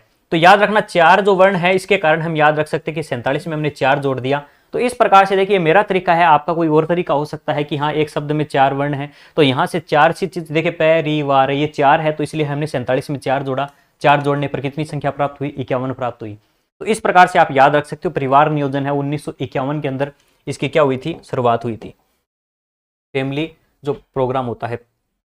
गर्भ निरोधक गोलियों का महत्वपूर्ण घटक क्या होता है? तो साथियों गर्भ निरोधक गोलियों में थोड़ी देर बताया था, माला एन, माला डी या सहेली, जितनी भी गर्भ निरोधक गोलियां आती है उसमें प्रोजेस्टेरोन हार्मोन का उपयोग किया जाता है, जो अपने ओव्यूलेशन की प्रक्रिया को रोकता है, अंडोत्सर्ग की प्रक्रिया को रोकता है।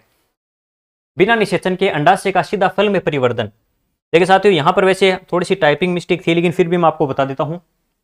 ऐसा ही प्रश्न अपने रीट में आया हुआ है पहले से, विषम युग्मन वाला प्रश्न ये अपने रीट में आया हुआ प्रश्न है, शायद 2021 वाले पेपर में था ये विषम युग्मन।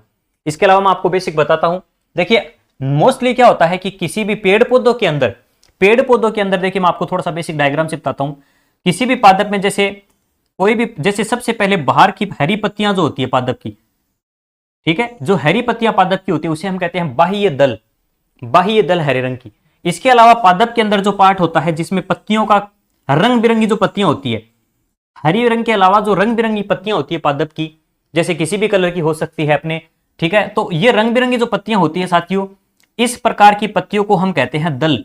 दल कलरफुल पादपों को कलरफुल कलर देता है, और जो जीवो जिसमें जो जितने भी बैक्टीरिया वगैरह या सॉरी इसमें जितने भी सूक्ष्म जीव वगैरह होते हैं उनको अट्रैक्शन करता है, किसी भी अपने इसके पक्षियों वगैरह को इनको अट्रैक्ट करता है, मधुमक्खी वगैरह कीटों को अट्रैक्ट करने के लिए इसमें कलर होता है। इसके अलावा साथियों इसमें मुख्य, अगर मैं दलों के अलावा भी मेन बात करूं, ये सहायक अंग है। मुख्य जो अंग होते हैं, जैसे अगर पुरुष, इसमें जैसे पुरुषों में वर्षण होते हैं ना, ठीक वैसे ही पादपों के अंदर पाए जाते हैं ये एक प्रकार का ये वाला पार्ट, ये पुंमंग होता है। इसमें यहां पर देखिए ये वाला पार्ट जहां पर परागकण बनते हैं अपने, ये वाले पार्ट है जिसमें परागकण बनते हैं अपने, और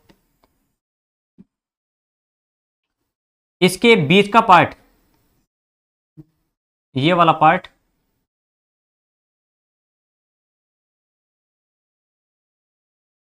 इसे हम कहते हैं, देखिए ये होती है वर्तिकाग्र, ये वर्तिका, और यहां पर ये पार्ट होता है अंडाशय जिसमें पाया जाता है बीजांड।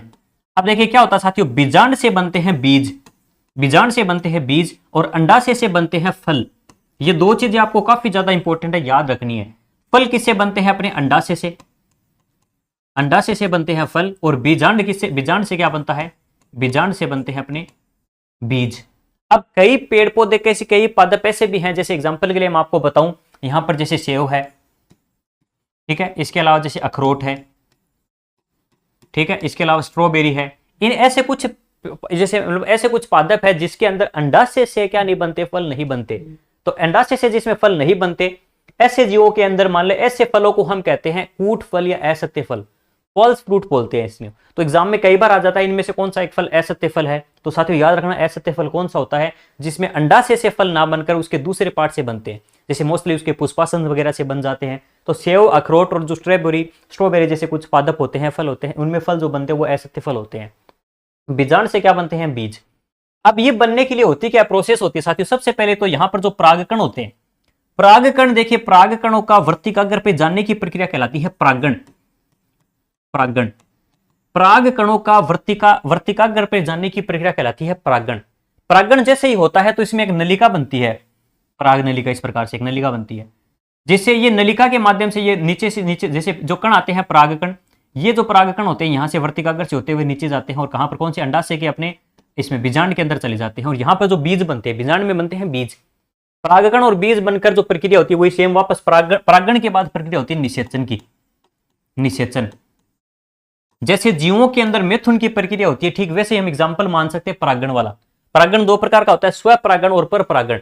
यानी एक ही पादप के अगर कण है, जैसे मान लो मैंने अभी आपको दिखाया कि ये कण है, इसी पर जा रहे हैं, इसी पौधे के पार्ट पे जा रहे हैं, तो ऐसे पादप कहलाते हैं, हम क्या कहते हैं, इसको स्वपरागण बोलते हैं, स्वपरागण।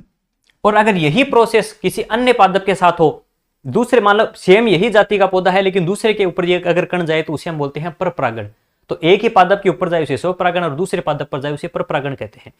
और निषेचन की प्रक्रिया होगी यहां पर, निषेचन के बाद में वो युग्मनज बनता है, और युग्मनज बनने के बाद सेम वही प्रोसेस होती है कि बीज, और इससे बीज बन जाता है, इससे फल बन जाता है। नॉर्मल ये प्रोसेस होती है, लेकिन कई बार क्या होता है, बिना निषेचन के ही, बिना निषेचन के ही, देखिए अब निषेचन के बिना तीन चीजें मैं आपको बताता हूं, निषेचन नहीं हुआ और निषेचन के बिना ही फल बन गया। अब फल तो कब बनेगा, जब बीजांड होंगे, बीज होंगे, और बीजों से क्या बन जाएगा अपना, बीजांड से बन जाएगा बीज, और फिर बाहर का पार्ट, अंडाशय वाला पार्ट होगा, वो बना लेगा अपना क्या, फल। साथियों बात कर रहे हैं निषेचन के बाद, निषेचन के बाद यदि फल, अगर बिना निषेचन के फल बन जाए तो उसे हम कहते हैं अनिषेक फलन। हालांकि यहां पर अनिषेक जनन लिखा हुआ है, लेकिन अनिषेक जनन का मतलब तो क्या होता है, बिना निषेचन के ही यदि नया जीव बन जाए, भ्रूण बन जाए, तो बिना निषेचन के यदि भ्रूण बन जाए तो उसे तो हम कहते हैं अनिषेक जनन, क्योंकि जनन द्वारा नए जीव बनता है। लेकिन बिना निषेचन के फल बन जाए तो उसे अनिषेक जनन ना करके अगर ये ऑप्शन होता तो ये ज्यादा बेटर रहता, अनिषेक फलन, ठीक है ना। पार्थेनोकार्पी बोलते हैं, ये पार्थेनोजेनेसिस होता है। आगे बात करते हैं साथियों, ये क्या होता है, विषम युग्मन। अनिषेक फलन, अनिषेक, अगर ये होता है भ्रूण बनता है तो उसे अनिषेक जनन कहते हैं। और तीसरा होता है असंग जनन। असंग जनन में क्या होता है साथियों, कि बिना निषेचन के ही बीज बन जाए, बीज, तीन अलग अलग प्रोसेस है, बीज का बनना, फल का बनना और भ्रूण का बनना। अगर बिना निषेचन के फल का निर्माण होता है उसे कहते हैं अनिषेक फलन, बिना निषेचन के भ्रूण बन जाए उसे कहते हैं अनिषेक जनन, बिना निषेचन के बीज बन जाए उसे कहते हैं विषम युग्मन, अपना असंग जनन। असंग जनन, असंग जनन क्यों कहते हैं, क्योंकि संग, कई बार हम कहते हैं ना असंगत को पहचानिए, तो असंगत का मतलब यही होना कि नॉर्मल तो क्या होता है, अगर असंग का मतलब क्या हुआ, नॉर्मली निषेचन के बाद बीज बनता है, निषेचन के बाद युग्मनज बनता है। लेकिन बिना, ये बात मतलब सही नहीं है कि असंग जनन का मतलब क्या हुआ, निषेचन के बिना ही बीज का निर्माण हो गया, तो इस प्रकार का क्या कहलाता है, असंग जनन। अब ये प्रश्न एग्जाम में आया हुआ प्रश्न है, इसके बारे में थोड़ा बताता हूं मैं। विषम युग्मन का मतलब, देखिए विषम का मतलब क्या होता है, दो अलग अलग चीजें हो। अब हमने दो विधियां पढ़ी है, लैंगिक जनन और अलैंगिक जनन। तो जब अलैंगिक जनन और लैंगिक जनन के मध्य क्या हो, पीढ़ी एकांतरण की प्रक्रिया हो, तो इस प्रकार का जनन कहलाता है विषम युग्मन। यानी दो अलग अलग प्रकार के जननों में पीढ़ी एकांतरण हो रहा है तो उसमें हम कहते हैं विषम युग्मन। अलैंगिक जनन से लैंगिक जनन में अगर पीढ़ी एकांतरण की प्रक्रिया क्या कहलाती है, विषम युग्मन कहलाती है। ये रीट 2021 में आया हुआ प्रश्न है, इसलिए थोड़ा सा इसको याद रखना इंपॉर्टेंट चीज है। तो इसका सही उत्तर तो ऊपर वाला ही माना जाएगा, क्योंकि अनिषेक जनन ही मानेंगे फिलहाल, लेकिन वे सही उत्तर होगा अनिषेक फलन। ब्रायोफिल्म में भी बताया था, पत्थर चट्टों में काई जनन होता है, और कौन से भाग से होता है, तो पत्तियों के द्वारा होता है। मूत्र में किस हार्मोन की उपस्थिति से गर्भाशय का परीक्षण किया जाता है, ये भी इंपॉर्टेंट है। साथियों देखिए, अभी मैंने आपको थोड़ी देर पहले बताया था कि मादा के अंदर जैसे ही निषेचन की प्रक्रिया हो जाती है उसके अंडवाहिनी के अंदर, जैसे ही वो प्रक्रिया होती है तो उसमें बाद में एक संरचना बनने लगती है जिसे प्लेसेंटा कहते हैं, जिसे प्रोजेस्टेरोन वगैरह जैसे कुछ हार्मोन वगैरह बनते हैं, प्रोजेस्टेरोन हार्मोन के कारण प्लेसेंटा वगैरह बनता है। अब वो बनने के बाद में एक हार्मोन रिलीज किया जाता है जिसे HCG कहते हैं। ये हार्मोन नॉर्मल रिलीज नहीं होता, ये प्रेगनेंसी के दौरान ही बनता है। तो अगर HCG हार्मोन का मूत्र में अगर निर्माण हो रहा है, मतलब मूत्र के साथ HCG आ रहा है, तो जिस प्रकार से कुछ मतलब जो जिस प्रकार से हम पता लगाया जाता है, घर पे भी पता लगाया जाता है, ऐसे कुछ मतलब उपकरण आते हैं जिससे प्रेगनेंसी का पता लगाया जा सकता है। तो किस चीज का पता लगाते हैं? मूत्र में HCG। तो ह्यूमन कोरियोनिक गोनेडोट्रोफिक हार्मोन होता है जिसे HCG कहते हैं, जिसे पता लगाया जाता है कि प्रेग्नेंट है या नहीं महिला, तो HCG हार्मोन के द्वारा पता लगाया जाता है। चलिए आगे बात करते हैं। नेक्स्ट, शुक्र जनन कोशिकाओं को पोषण, सुरक्षा और आलंबन का प्रदान कौन करता है? तो देखिए, शुक्र जनन कोशिकाओं को पोषण, सुरक्षा, तो ये सारा काम किसका काम है? देखिए, शुक्र जनन कोशिकाएं कौन सी होती है? तो सेमिनिफेरस सॉइल्स होती है जो शुक्राणुओं का निर्माण करती है, और शुक्राणुओं को पोषण वगैरह कौन देता है? तो वो देती है अपनी शुक्राणुओं को पोषण, सुरक्षा और आलंबन का काम करती है सर्टोली कोशिकाएं। इसका बारे में थोड़ा सा मैं आपको बताता हूं। जैसे वर्षण जो होता है ना, वर्षण, इसमें वर्षण के अंदर विभिन्न प्रकार के, जैसे मान लीजिए कुछ नलिकाएं होती है, ये प्रकार की कुछ, ये नलिकाओं के आगे कुछ पार्ट होता है, ठीक है, इन्हें शुक्र जनन नलिकाएं कहते हैं। शुक्र जनन नलिकाएं से शुक्राणुओं का निर्माण होता है, और इसके बीच बीच में देखिए दो टाइप की कोशिकाएं, मैंने लास्ट क्लास में अंतःस्रावी तंत्र पढ़ाया था, वहां भी बताई थी। एक तो आपको याद रखनी सर्टोली कोशिका, ठीक है, और एक याद रखनी आपको लीडिंग कोशिकाएं। लीडिंग सेल्स क्या करती है? लीड करती है, आगे बढ़ाती है। क्या बढ़ाती है? हार्मोन्स को लीड करती है। और सर्टोली, टोली का मतलब क्या होता है? कई बार खाना खाने में क्या होता है, लोग टोली के टोली में आ जाते हैं, टोली भर के आइए, बारात में टोली की टोली आइएगा, लोग बहुत ज्यादा इकट्ठा होते हैं तो हम कहते हैं ये लोगों की एक टोली है, मंडली, एक बहुत बड़ा ग्रुप है। तो ठीक उसी तरह से याद रखना, खाना खाने के लिए एक बड़ी टोली आई है, तो पोषण प्राप्त करने के लिए तो कोशिका सर्टोली, और टेस्टोस्टेरोन हार्मोन बनाने के लिए कौन सी चीज है? वो होती है अपनी लीडिंग कोशिका। तो लीडिंग कोशिका और सर्टोली दोनों याद रखनी। एल्फा कोशिका ग्लूकेगोन का निर्माण करती है, जो हम अग्नाशय ग्रंथि में पढ़कर आए थे, ठीक है। तो इसका सही उत्तर अपना कौन सा होगा? सर्टोली कोशिका। अगला प्रश्न है, निम्न में से द्विखंडन द्वारा जनन होता है? तो द्विखंडन देखिए विधि पाई जाती है अमीबा में और साथ ही साथ अपने लिस्मानिया में। अमीबा और लिस्मानिया दोनों में पाई जाती है। प्लेन एरिया में तो कौन सा होता है? पुनरुद्भवन की होती है। हालांकि इसमें कहीं भी निश्चित तल वगैरह नहीं दे रखा, तो दोनों उत्तर सही होंगे, और 1 और 3। बीजाणु समासम में अभी बताया था, बीजाणु जनन की विधियां किसमें पाई जाती है? तो जो अपना राइजोपस जो होता है, राइजोपस कवक, राइजोपस कवक में क्या पाया जाता है? जो कवक रोटी ब्रेड के ऊपर जो फफूंदी होती है, राइजोपस कवक जो होता है, इसमें क्या पाई जाती है? अपनी बीजाणु जनन की विधि पाई जाती है। नेक्स्ट है, निम्न में से एक लिंगी पादप कौन सा है? तो इसका मैं थोड़ा सा आपको एक ट्रिक बता देता हूं, जो बुक में दे रखा है वही याद रख लो, बाकी ज्यादा याद रखने की जरूरत नहीं है, हर जीव का पता होना कोई जरूरी नहीं है। देखिए, एक पिताजी है, एक पिता है और उसके 2 बच्चे हैं, 2 बच्चे हैं। एक पिताजी 2 बच्चों पर क्या कर रहे हैं? गुस्सा कर रहे हैं। एक पिताजी है जो अपने 2 बच्चों पर क्या कर रहा है? गुस्सा कर रहा है। तो इस नाम से पता चल जाएगा। देखिए, एक यानी एकलिंग जो होते हैं, एकलिंगी कौन कौन से? एक तो पै से याद रखना पपीता, पै पीता, तो पिता से याद रखना वैसे भी आप पिता जो है, और तय से याद रखना तय से तरबूज। ये बुक में जो 2 नाम दे रखे उन्हीं की ट्रिक बता रहा हूं मैं, बाकी देखिए बहुत सारे हैं अपने तो पादप, तो लेकिन सबका याद रखने की जरूरत भी नहीं है हमें। तो इसमें याद रखना पपीता और तरबूज एकलिंगी होते हैं, ठीक है ना। एकलिंगी किन्हें कहते हैं? ऐसे जीव जिसमें मेल या फीमेल कोई एक ही लिंग पाया जाए। जैसे अपन अगर मनुष्य की बात करें, मनुष्य भी एक एकलिंगी प्राणी है, क्योंकि मेल और फीमेल अलग अलग होते हैं, इसमें एक ही जीव में दोनों चीजें नहीं पाई जाती। अब 2 बच्चा से याद रखना, देखिए 2, द्वि का मतलब 2, और द्विलिंगी कौन से होते हैं? बहुलिंगी या उभयलिंगी किन्हें कहते हैं? ऐसे जीव जिसमें एक ही जीव पर मेल और फीमेल दोनों ही प्रकार के क्या पाए जाए? जनन अंग पाए जाए। तो 2 बच्चों में क्या आता है? गुस्सा। गुस्से से याद रखना गै से, तो यहां पर देखिए सह से तो सरसों, सह से सरसों, और गै से गुड़हल, गुड़हल। तो गुड़हल और सरसों जो होते हैं ये पौधे तो होते हैं द्विलिंगी, और पपीता और तरबूज कैसे होते हैं? एकलिंगी होते हैं। तो इसमें कौन कौन से ऑप्शन दे रखे हैं? पपीता, तरबूज, गुड़हल, सरसों, चारों दे रखे हैं। तो मैंने अभी बताया गुड़हल, गुस्सा से याद रखना, गुस्सा तो किस पे किया? 2 बच्चों पर, और किसने किया? पिताजी ने, तो ये एकलिंगी। 1 नंबर और 2 नंबर क्या है? एकलिंगी है। तो साथियों, चीजों को इजी बनाने के लिए आप चीजों को रिलेट कर सकते हैं, आप ट्रिक बना सकते हैं, आपको जैसे भी याद होना। देखिए, चीजों को सिर्फ आंखों से निकालने से चीजें याद नहीं रहती, कॉन्सेप्ट क्लियर कर आप कोई जो रटने वाली चीजें होती है उनको कहीं ना कहीं एसोसिएट कर लीजिए, या कोई ट्रिक बना लीजिए, ताकि चीजें आसान हो आपके लिए। बाकी मेरे से जितना हो सकता है मैं कोशिश करूंगा हर एक चीज जो रटने वाली चीज होती है उनको थोड़ा सा ट्रिक से बताऊंगा। अगला प्रश्न अपना है, वर्षण के बारे में असत्य कथन की पहचान करनी है। किन्हीं में से कौन सा कथन वर्षण के बारे में असत्य है? प्रथम है यहाँ पर कथन है कि नर जो जनन कोशिकाएं होती है, यानी जिन्हें शुक्राणु हम कहते हैं, शुक्राणु का निर्माण वर्षण में होता है। बिल्कुल, जो नर युग्मक होता है शुक्राणु, उसका निर्माण मुख्य लैंगिक अंग जो नर का होता है वर्षण, उसके अंदर किसका निर्माण होता है? शुक्राणु का होता है। बिल्कुल सही कथन है। दूसरा, जो वर्षण जो होते हैं, वर्षण उदर गुहा के बाहर, यानी अपनी जो उदर गुहा होती है उसके बाहर एक कोष होता है, यानी एक थैला सा होता है जिसके अंदर वर्षण जो होते हैं अपने एक जोड़ी वर्षण, वो उसके अंदर पाए जाते हैं। इसका रीजन क्या है? साथियों, भ्रूण अवस्था में क्या होता है, व्यक्ति की उदर गुहा में वर्षण होते हैं, लेकिन भ्रूण का जैसे ही मतलब प्रसव के बाद में जो शिशु का निर्माण होता है तो उस समय क्या होता है, अंतिम अवस्था के अंदर क्या होता है, ये क्या है, वर्षण कोष के अंदर आ जाते हैं अपने जो वर्षण होते हैं, जिनमें शुक्राणुओं का निर्माण होता है। अब शुक्राणु निर्माण के लिए क्या होता है, देखिए हमारे शरीर का टेम्परेचर होता है 37 डिग्री सेल्सियस, लेकिन इस टेम्परेचर पर शुक्रजनन की प्रक्रिया नहीं हो सकती, शुक्राणु का निर्माण नहीं होता। इसको शरीर के टेम्परेचर से लगभग 2 से 2.5 डिग्री सेल्सियस कम, 2 से लगभग 2.5 डिग्री सेल्सियस की क्या होती है, कम होने पर, यानी लगभग 35 डिग्री या 34.5 डिग्री सेल्सियस पर ही क्या होता है, शुक्राणु का निर्माण होता है। तो इसके लिए क्या होता है, हमारे शरीर में यानी जो उदर गुहा होती है, उदर गुहा के बाहर वर्षण कोष पाए जाते हैं, जिसमें क्या होते हैं, अपने वर्षण स्थित होते हैं। तो ये कथन भी सत्य है, ये भी सत्य है। शुक्राणु उत्पादन के लिए आवश्यक ताप शरीर के ताप से अधिक, अभी मैंने कहा शरीर के ताप से क्या होना चाहिए, तापमान कम होना चाहिए, 2 से 2.5 डिग्री सेल्सियस का टेम्परेचर कम होना चाहिए। शरीर का 37 है, तो अपने शुक्राणु निर्माण के लिए लगभग 35 डिग्री सेल्सियस की आवश्यकता होती है, जो हमारे शरीर में नहीं होती, इसलिए इसको वर्षण कोष में स्थित होते हैं वर्षण, ठीक है ना। और इसका मतलब ये कथन क्या है, इसमें असत्य है, बाकी ये दोनों कथन क्या है, इसमें सत्य है। तो इस प्रकार से हमने सत्य असत्य की पहचान की। नेक्स्ट है 20वां प्रश्न, भ्रूण को मां के रुधिर से ही पोषण मिलता है, जिसके लिए विशेष संरचना बनती है। तो मैंने आपसे कहा था गर्भाशय में एक संरचना बनती है जिसे प्लेसेंटा कहते हैं, जिसे बच्चे को उत्सर्जन में, बच्चे के शोषण में या पोषण में, या सबसे इंपॉर्टेंट सुरक्षा के अंदर मदद करती है। कौन सी संरचना?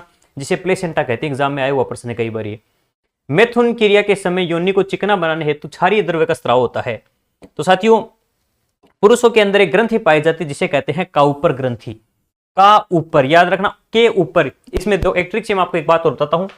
काउपर ग्रंथि जो होती है, काउपर ग्रंथि को एक नाम और है, इसे बल्बो यूरिथ्रल ग्रंथि, यूरिथ्रल, बल्बो यूरिथ्रल ग्रंथि भी कहते हैं। अब याद कैसे रखेंगे, देखिए का ऊपर, के ऊपर, यानी दीवार के ऊपर क्या लगा होता है, बल्ब लगा होता है, विद्युत बल्ब, तो उससे याद रखना का ऊपर, के ऊपर क्या लगा हुआ है, बल्ब लगा हुआ है, तो बल्बो यूरिथ्रल ग्रंथि। इसके अलावा एक बार्थोलिन ग्रंथि नाम हो रहा है था अपने सामने, बार्थोलिन। बार्थोलिन ग्रंथि तो पाई जाती है महिलाओं के अंदर, मादा के अंदर, जबकि पुरुषों के अंदर 3 ग्रंथियों के नाम आता है शुक्राशय, ठीक है ना। इसके अलावा बात करते हैं काउपर और एक प्रोस्टेट ग्रंथि। तो याद रखना हमारे शरीर में जो काउपर ग्रंथि होती है, काउपर ग्रंथि जो प्रोस्टेट के बाद में होती है, आकार में थोड़ी छोटी होती है, इस काउपर ग्रंथि से क्या होता है, एक विशेष प्रकार का रस स्राव होता है, यानी जो लिक्विड पदार्थ स्रावित होता है वो क्या करता है, वो एक तो क्या होता है, अपना जो वीर्य होता है, वीर्य को क्षारीय एक वातावरण देता है, क्योंकि अम्लीय वातावरण में जो वीर्य होता है, जिसमें जो शुक्राणु होते हैं वो जीवित नहीं रह पाते, इसलिए योनि मार्ग को एक तो चिकना करता है और साथ ही क्षारीय एक द्रव्य स्रावित करता है, जिससे जो शुक्राणु होते हैं उसका क्या होता है, उनकी मृत्यु वगैरह नहीं होती, यानी वो नष्ट नहीं होते। तो काउपर ग्रंथि से स्रावित किया जाता है योनि मार्ग को चिकना बनाने के लिए, और साथ ही साथ शुक्राणुओं को जीवित रखने के लिए क्षारीय द्रव्य स्रावित किया जाता है काउपर ग्रंथि से। आगे सभी ग्रंथियों के बारे में बात करेंगे। नेक्स्ट है कार्पस ल्यूटियम से निकलने वाला हार्मोन। पहली बात तो ये क्या होता है कार्पस ल्यूटियम। साथियों, महिलाओं के अंदर क्या होता है, एक संरचना होती है जो मतलब प्रेगनेंसी के बाद में एक संरचना बनती है जिसे कार्पस ल्यूटियम, या सिंपल भाषा में कहूं तो सॉरी प्रेगनेंसी के बाद नहीं, आपने देखे मैंने लास्ट क्लास में आपको एक हार्मोन बताए थे एफएसएच और एक एलएच हार्मोन। मैंने कहा था फोलिकल स्टिमुलेटिंग हार्मोन, ये पुट्टिकाएं जो होती है, फोलिकल्स जो पुट्टिकाएं होती है उनको प्रेरित करने वाला एक हार्मोन होता है, और दूसरा होता है एलएच हार्मोन। यहां पर एल में मैंने आपको ट्रिक से बताया था, एल से कार्पस ल्यूटियम, एल से ल्यूटियम और लीडिंग सेल्स। लीडिंग सेल्स तो पाई जाती है पुरुषों में, और ल्यूटियम से कार्पस ल्यूटियम याद रखना में। एलएच का काम क्या होता है, वैसे मस्तिष्क से में अपने अब जो ग्रंथि पाई जाती है पीयूष ग्रंथि, उससे स्रावित होता है एलएच और एफएसएच, गोनेडोट्रोफिक हार्मोन कहते हैं दोनों को। एलएच के द्वारा अंडोत्सर्ग की प्रक्रिया होती है, ओवुलेशन की प्रक्रिया जो होती है, अंडोत्सर्ग की प्रक्रिया, ठीक है ना। तो जब अंडा बाहर आ जाता है, यानी जो अंडा बाहर आ जाता है अपनी पुट्टिकाओं से, कॉर्पस जिससे फोलिकल से बाहर आता है, जब अंडा अंडोत्सर्ग की जब प्रक्रिया होती है, तो उसमें हार्मोन कौन सा इंपॉर्टेंट होता है, एलएच हार्मोन। अब इसके बाद में एलएच हार्मोन की स्रावित होने के बाद में एक संरचना बनती है जिसे कार्पस ल्यूटियम कहते हैं। इस कार्पस ल्यूटियम से कौन कौन से हार्मोन स्रावित होते हैं, एक तो प्रोजेस्टेरोन हार्मोन, और एक होता है अपना रिलैक्सिन, एक होता है रिलैक्सिन, रिलैक्सिन हार्मोन। तो रिलैक्सिन और प्रोजेस्टेरोन हार्मोन का स्राव तो होता है कार्पस ल्यूटियम से, और इसके अलावा जो है एक अपनी जो पुट्टिकाएं होती है, ग्राफिन पुट्टिकाएं, तो ग्राफिन पुट्टिकाओं से कौन सा हार्मोन स्रावित होता है अपना, सॉरी, एस्ट्रोजन। ग्राफिन पुट्टिकाओं से कौन सा, एस्ट्रोजन। तो फीमेल्स के अंदर 3 इंपॉर्टेंट हार्मोन है लैंगिक हार्मोन, एस्ट्रोजन जिसे ब्यूटी हार्मोन भी कहते हैं, इसके अलावा प्रोजेस्टेरोन जो प्रेगनेंसी के लिए इंपॉर्टेंट है, और तीसरा रिलैक्सिन जो प्रसव पीड़ा को कम करने में इंपॉर्टेंट है। तो ये तीनों hormone relaxin, progesterone, estrogen female में पाए जाते हैं। और मेल के अंदर कौन सा हार्मोन होता है मुख्य, वो एंड्रोजन होता है। और कौन सा एंड्रोजन, टेस्टोस्टेरोन। तो टेस्टोस्टेरोन को ही एंड्रोजन का एक प्रकार है, तो इसलिए एंड्रोजन और टेस्टोस्टेरोन एक ही मान सकते हो यहां पर आप, ये रहा टेस्टोस्टेरोन, ठीक है, ये पुरुषों में पाया जाता है केवल। नेक्स्ट पर्सन की ओर बात करते हैं, तो साथियों इसका सही उत्तर कौन सा होगा, कार्पस ल्यूटियम से कौन सा होता है, प्रोजेस्टेरोन होता है, और एक रिलैक्सिन भी होता है। अंडाशय से परिपक्व अंडे निकलने को कहते हैं। तो देखिए अंडाशय से जो परिपक्व अंडा बाहर निकलता है, इस प्रक्रिया को क्या कहते हैं, अंडोत्सर्ग की प्रक्रिया कहते हैं। अंडाशय से जो अंडा बाहर निकलने की प्रक्रिया होती है, यानी अंडाशय के अंदर अंडे बनते हैं, उसे बाहर निकलने की प्रक्रिया ओवुलेशन यानी अंडोत्सर्ग की प्रक्रिया कहलाती है। और जो गर्भ निरोधक गोलियां होती है वो इसी चीज को रोकती है, जिससे क्या नहीं होता, निषेचन की प्रक्रिया आगे नहीं होती। फिर योनि में प्रविष्ट शुक्राणु कितने समय तक जीवित रह सकते हैं। तो साथियों जो शुक्राणु का सामान्य जीवन काल है योनि मार्ग के अंदर जाने के पश्चात वो लगभग 1 से 2 दिन होता है। 102 दिन के अंदर अंदर यदि वो निषेचन की प्रक्रिया हो जाती है तो वो अंडा युग्मनज बन जाता है, अदरवाइज ये शुक्राणु क्या हो जाते हैं, वहां पर निष्क्रिय हो जाते हैं। तो जो नॉर्मल जो 1 से 2 दिन क्या होते हैं, शुक्राणु जीवित रह सकते हैं। नेक्स्ट, निषेचन के समय शुक्राणु से शीर्ष का वह भाग जो अंडाणु के संपर्क में आता है। तो साथियों यदि आपने कभी शुक्राणु की संरचना देखी होगी तो आगे का एक इस प्रकार का एक पार्ट होता है, एक शीर्ष वाला पार्ट होता है, ठीक है ना, एक बीच का पार्ट होता है ये नेक वाला पार्ट, ठीक है, और एक ये वाला पार्ट होता है अपना, और एक पूंछ होती है। इस प्रकार से सिंपल संरचना इस प्रकार से हम बनाते हैं। तो ये जो आगे का पार्ट अपना है, इस वाले पार्ट को हम क्या कहते हैं, इस वाले पार्ट को हम कहते हैं अपना एक्रोसोम, एक्रोसोम, ठीक है ना। इसके कोशिका के बारे में, कोशिका के टॉपिक में भी इसके बारे में बात करेंगे, कौन सी संरचना इस क्रोमोसोम का निर्माण करती है, कौन सा कोशिकांग करता है, तो वहां पर इसके बारे में और थोड़ा बताऊंगा मैं। लेकिन फिलहाल याद रखना शुक्राणु का सबसे अगर पार्ट जो निषेचन, देखिए मान लीजिए ये कोई अंडाणु है, तो अंडाणु में ये शुक्राणु जो होता है उसका अगर भाग एक्रोसोम कहलाता है। एक्रोसोम से विशेष प्रकार के कुछ एंजाइम होते हैं जिसे हाइलुरोनिडेज कहते हैं। इससे क्या होता है, ये यहाँ प्रक्रिया करता है और उसके बाद में किसकी प्रक्रिया होती है, निषेचन की प्रक्रिया होती है। तो जो आगे का पार्ट है वो क्या कहलाता है, अपना एक्रोसोम कहलाता है। नेक्स्ट आगे की ओर बात करते हैं साथियों, शुक्राणु के जो अग्रपिंड, अभी हमने एक्रोसोम की बात की थी, तो जो एक्रोसोम वाला पार्ट होता है ये कौन सा एंजाइम बताया है, तो अभी मैंने आपको बताया था शुक्राणु के अग्र भाग यानी एक्रोसोम से बनाया जाता है हाइलुरोनिडेज नामक एक एंजाइम स्रावित किया जाता है, जो इसकी एक प्रकार से हम कह सकते हैं अंडाणु की इस भित्ति को गलाने का काम करता है, जिससे क्या होता है, ये शुक्राणु का जो अग्र है, जो केंद्रक वाला पार्ट है, ये इसके अंदर प्रवेश कर जाता है, जिससे निषेचन की प्रक्रिया होती है। निम्न में से किसके कारण पुरुषों में द्वितीयक लैंगिक लक्षण और सहायक जनन ग्रंथियों का विकास होता है। तो साथियों मैंने आपको बताया था गौण लैंगिक लक्षणों के बारे में, जिसे द्वितीयक लैंगिक लक्षण भी कहते हैं। इसके लिए जो उत्तरदायी हार्मोन होता है वो अपना टेस्टोस्टेरोन हार्मोन होता है, ठीक है ना। कौन सा हार्मोन होता है, टेस्टोस्टेरोन हार्मोन होता है। इसमें ये ऑप्शन इसमें गलती से दिया गया है, ये ऑप्शन भी सही हो सकता था, एंड्रोजन भी, क्योंकि एंड्रोजन का एक प्रकार टेस्टोस्टेरोन है, तो इसका वैसे सही उत्तर आप टेस्टोस्टेरोन करोगे। बाकी ये दोनों उत्तर ही सही माने, अगर एग्जाम में आते तो वैसे दोनों उत्तर सही है, हालांकि मैंने थोड़ा सा ध्यान नहीं दिया, एस्ट्रोजन शायद लिखने चाह रहे थे लेकिन एंड्रोजन लिखा गया, तो याद रखना इसमें वैसे सही उत्तर एस्ट्रोजन और टेस्ट, ये दोनों उत्तर सही है, इसमें आपको बोनस दे दिया जाएगा उत्तर में। नेक्स्ट प्रश्न है, शुक्राणु उत्पादन में एफएसएच की क्रिया का नियमन करने हेतु सर्टोली कोशिकाएं, इसके बारे में मैंने आपको पहले भी बताया था। सर्टोली, टोली नाम आ रहा है, तो टोली में यानी ग्रुप के अंदर बहुत सारे लोग आ रहे हैं, किसके लिए, पोषण के लिए आ रहे हैं। तो सर्टोली कोशिका का एक तो काम हमने कहा था कि शुक्राणुओं को पोषण देना, इसके अलावा एक इनहिबिन नाम की एक प्रोटीन बनाई जाती है इसके द्वारा। कौन सी प्रोटीन बनाई जाती है, इनहिबिन। तो शुक्राणु उत्पादन को प्रेरित करने वाले हार्मोन एफएसएच की क्रिया का नियमन करने हेतु सर्टोली कोशिकाओं से कौन सी प्रोटीन हार्मोन का निर्माण होता है, तो इनहिबिन नामक प्रोटीन हार्मोन का क्या होता है, इसमें निर्माण होता है, जो क्या काम करता है, जो अपने एफएसएच हार्मोन के नियमन करने के पश्चात नियमन करने हेतु सर्टोली कोशिकाओं से क्या हार्मोन स्रावित होता है, इनहिबिन नाम का एक हार्मोन स्रावित होता है। तो ये भी याद रखना, सर्टोली कोशिकाओं का दो मुख्य काम है, एक तो शुक्राणुओं को पोषण देना और साथ ही साथ इसका काम क्या होता है, एक इनहिबिन नामक हार्मोन का स्राव भी किया जाता है। आगे, प्रत्येक शुक्र जनन नलिकाएं जो सेमिनिफेरस ट्यूब्यूल्स होती है, शुक्र जनन नलिकाएं जिनसे शुक्राणु का निर्माण होता है, शुक्राणु निर्माण जिससे होता है उसके चारों ओर एक संरचना पाई जाती है जिसे ट्यूनिका प्रोप्रिया कहते हैं। यानी जो मैंने आपको बताया था कि जैसे मान लीजिए ये अपना वर्षण है, वर्षण के अंदर विशेष प्रकार की कुछ नलिकाएं होती है जिन्हें सेमिनिफेरस ट्यूब्यूल्स कहते हैं। तो इनके चारों ओर एक वसा में उत्तक का एक आवरण होता है, वसा में अपने संयोजी उत्तकों का एक आवरण होता है जिसे ट्यूनिका प्रोप्रिया कहते हैं। तो ये नाम थोड़ा सा, हालांकि 12th क्लास में था तो इसलिए थोड़ा बहुत एडवांस लेवल के भी कुछ प्रश्न रखे गए हैं। निम्न में से किस ग्रंथि द्वारा छोड़ा गया तरल वीर्य के स्कंदन को रोकता है? तो आप ही देखिए साथियों, आपको पता है 3 टाइप की मैंने आपको बताया था कि विशेष संरचनाएं हैं, जैसे काउपर ग्रंथि, प्रोस्टेट ग्रंथि और एक शुक्राशय। जो शुक्राशय होता है उसमें तो शुक्र द्रव्य बनता है, जो अपने पूरा आगे प्रश्न आएगा उसमें बताऊंगा, लगभग 60% पार्ट बनाता है वीर्य का। शुक्राणु के साथ जब जो शुक्राशय के अंदर शुक्राणु जब जाते हैं तो इसमें विशेष प्रकार का एक लिक्विड फॉर्म यानी उसमें एक द्रव्य स्रावित किया जाता है, जिससे वीर्य का मुख्य भाग बना होता है। इसमें अपनी फ्रक्टोज शर्करा वगैरह होती है। फिर आगे चलकर एक दूसरी ग्रंथि होती है जिसे हम कौन सी ग्रंथि कहते हैं? प्रोस्टेट ग्रंथि। प्रोस्टेट ग्रंथि हालांकि लगभग इसका 30% पार्ट बनाता है अपने वीर्य का, और इसका मुख्य काम क्या होता है? ये जो शुक्राणु जो होते हैं, ये तो शुक्राणु को एनर्जी पोषण का काम करता है, जो फ्रक्टोज शर्करा वगैरह होती है, और इसका काम क्या होता है? ये एक चिपचिपा पदार्थ बनाता है जो वीर्य के स्कंदन को रोकता है, यानी जमने से रोकता है, उसको नष्ट होने से रोकता है। तो ये काम मुख्य तरह कौन सी ग्रंथि करती है? प्रोस्टेट ग्रंथि करती है। अगला प्रश्न, प्रोस्टेट ग्रंथि के संबंध में असत्य कथन है। अभी देखिए बात की थी प्रोस्टेट ग्रंथि की, तो अब थोड़ा सा इस पे बात कर लेते हैं।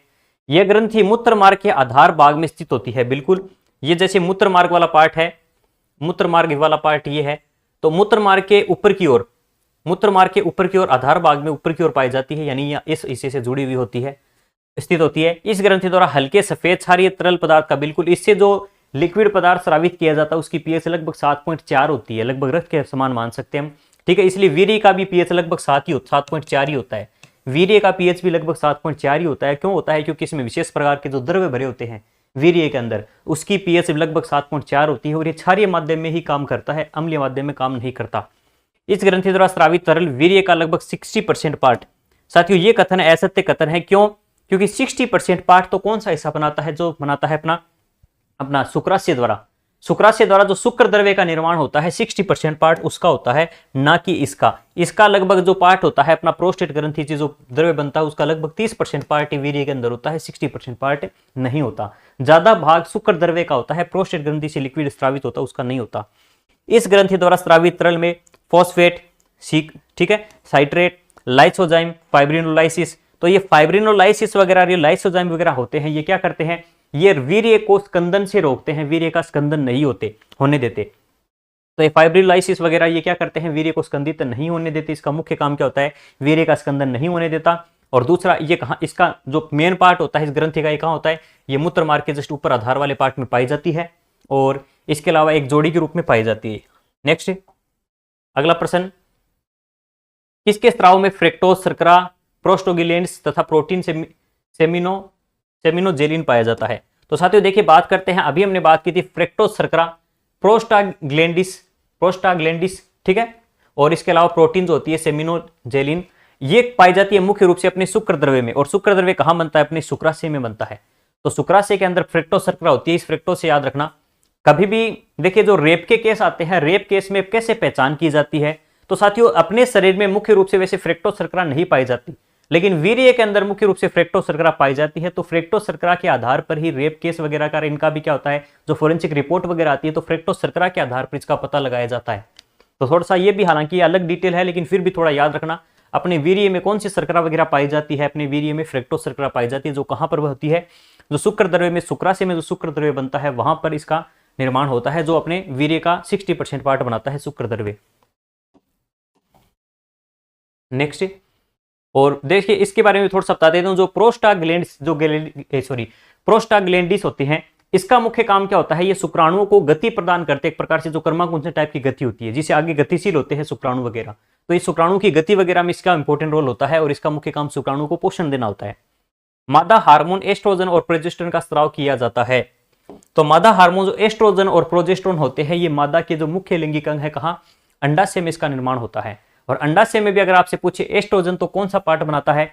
तो एस्ट्रोजन तो बनाती है ग्राफन पुट्टिकाओं के द्वारा, और प्रोजेस्टेरोन का निर्माण होता है कार्पस ल्यूटियम के द्वारा, ठीक है। ये थोड़ा सा अच्छा प्रश्न बन सकता है यहां पर याद रखने का। अगर देखिए साथी कोई भी तरीका हो सकता है, जैसे आपने नाम रखा अभी एस्ट्रोजन, तो एस्ट्रोजन का निर्माण तो कौन सी करती है? देखिए साथियों आपको ट्रिक याद है तो मैंने आपको बताया था, FSH इस हार्मोन से याद रख सकते हो आप, फोलिकल स्टिमुलेटिंग हार्मोन, ऊपर हमने पढ़ा था पहले पिछले टॉपिक में, ठीक, अपनी पीयूष ग्रंथि के अगर भाग से। तो फोलिकल्स जो होते हैं, FSH से ही याद रखना कि जो F का मतलब यहां पर याद रखना फोलिकल्स, यानी जो पुट्टिकाएं होती है, ग्राफियन पुट्टिकाएं जिन्हें कहते हैं, फॉलिकल्स से क्या बनता है अपना एस्ट्रोजन। एस्ट्रोजन को एस से याद रखना, एस्ट्रोजन, एस्ट्रोजन, एस्ट्रोजन को एस से याद रख सकते हो। तो एफएसएच से, एफ से फॉलिकल्स यानी पुट्टिकाएं, पुट्टिकाएं क्या निर्माण करती है, एस्ट्रोजन हार्मोन का निर्माण करती है। और दूसरा हमने बात की कार्पस ल्यूटियम, कार्पस ल्यूटियम। तो कार्पस ल्यूटियम क्या करती है, ये कार्पस ल्यूटियम बनाती है अपने प्रोजेस्टेरोन हार्मोन। तो ये किसी भी तरीके से याद रख सकते हो, पीसी से याद रख सकते हो, पर्सनल कंप्यूटर जैसे होता है। तो पीसी, पी से प्रोजेस्टेरोन, और प्रोजेस्टेरोन का निर्माण कौन करता है, सी से कार्पस ल्यूटियम करता है। तो ये इस प्रकार से थोड़ा सा याद रख सकते हो आप। नेक्स्ट 34% है। एक वयस्क महिला दोनों अंडाशयों में लगभग कितने ग्राफीन पुट्टिकाएं पाई जाती है। तो ये एक सीधा फैक्चुअल जो सीधे संख्या वाला प्रश्न था। इसमें लगभग 4 लाख, लगभग कितनी संख्या, 4 लाख ग्राफीन पुट्टिकाएं जो अपनी होती है। ये एक क्या होती है, एक वयस्क महिला में दोनों अंडाशयों में लगभग कितनी ग्राफीन पुट्टिकाएं होती है, लगभग 4 लाख होती है। ये अपने 11th क्लास में इसका सीधा सीधा दे रखा था संख्या, तो मैंने थोड़ा सा ऐड कर लिया। बाई चांस ऐसे प्रश्न अगर आ जाए तो याद रखना, संख्याओं से संबंधित 4 लाख संख्या होती है। अंडाशय और गर्भाशय के आकार में होते हैं। तो साथियों अंडाशय जो होता है, देखिए अभी हमने बात की थी कि जैसे फीमेल्स में अगर बात करें इस प्रकार से, ये ग्राफीन अपनी अंडवाहिनी, अंडवाहिनी के यहां पर हमने बात की थी, सीधा ये वाला पार्ट है अपना। अब साथियों ये वाला पार्ट है अपनी अंडवाहिनी, यहां पर जो जुड़ा हुआ पार्ट होता है इस प्रकार से बादाम की आकृति का सा कहते हैं इसे, बादाम की आकृति का ये होता है। और दूसरा पूछा है यहां पर गर्भाशय, गर्भाशय का आकार होता है नाशपाती के जैसा। तो बादाम और नाशपाती वाला उत्तर सही होगा। अपना जो अंडाशय होता है, अंडाशय वाली संरचना ये, इसकी संरचना तो बादाम के जैसी होती है, और इसकी जो संरचना होती है वो नाशपाती के जैसी होती है, नाशपाती की जैसी, ठीक है ना, ये नाशपाती की जैसी संरचना इसकी होती है। तो इस प्रकार से आप थोड़ा सा याद रखना, दोनों की संरचनाएं, एक बादाम की आकृति का और दूसरा नाशपाती की आकृति का होता है। नेक्स्ट, योनि में उपस्थित कौन से जीवाणु की किण्वन के द्वारा योनि में उपस्थित श्लेष्म में अम्लीय पाया जाता है। तो ये प्रश्न पहले भी आया था, हमें पता है। देखिए अम्लीय वातावरण उत्पन्न करने वाला है लैक्टोबैसिलस, लैक्टोबैसिलस जिसके बारे में मैं पहले भी बता चुका हूं। अपने खट्टे दूध वगैरह में, दही वगैरह में लैक्टोबैसिलस जीवाणु होते हैं, लैक्टिक अम्ल जो निर्माण करते हैं या लैक्टिक अम्ल पाया जाता है। लैक्टो शब्द कहीं भी मिले तो दूध, दही ऐसी चीजों की बात हो रही है, ठीक है ना। जैसे पहले बताया था लैक्टोमीटर है, लैक्टोबैसिलस है, लैक्टिक अम्ल है, इसके अलावा और भी हो गया अपना लैक्टोबैसिलस बैक्टीरिया हो गया, ठीक है, और लैक्टिक अम्ल। तो ये सारे अम्लीय वातावरण उत्पन्न करते हैं किसमें, योनि मार्ग में। मादा में, नर में, शिशन में समजात अंग है। तो देखिए फीमेल्स, देखिए हमने बात की थी पुरुषों में जैसे शरीर से बाहर अपनी एक तो वर्षण कोष है, वर्षण वाला पार्ट है, और शिशन वाला पार्ट है। तो पुरुषों में जिस प्रकार से शिशन पाया जाता है, ठीक उसी प्रकार से महिलाओं के अंदर पाया जाता है यहाँ पर भग शेफ, क्लाइटोरिस टाइप का पार्ट पाया जाता है, ठीक है ना। योनि मार्ग से थोड़ा सा ऊपर एक पार्ट होता है जिसे क्लाइटोरिस कहते हैं। इसका ये किसके समजात अंग है, यानी किसके जैसा अंग होता है, इसकी जो देखिए समजात और समवर्ती अंग क्या होते हैं। समजात ऐसे अंग होते हैं जिनकी यानी जो आंतरिक रूप से उनकी बनावट एक जैसी होती है, हालांकि कार्य अलग अलग हो सकता है। तो ऐसे संरचनाएं क्या कहलाती है, समजात अंग कहलाती है। तो याद रखना साथियों, मादा के अंदर नर के शिशन के समान समजात अंग कौन सा होता है, भग शेफ कहते हैं। जैसे ये इंग्लिश वाला नाम इंपॉर्टेंट है, क्लाइटोरिस वाला पार्ट होता है वो शिशन के समान होता है। बार्थोलिन की ग्रंथियां किस प्रकार के द्रव का स्राव करती है।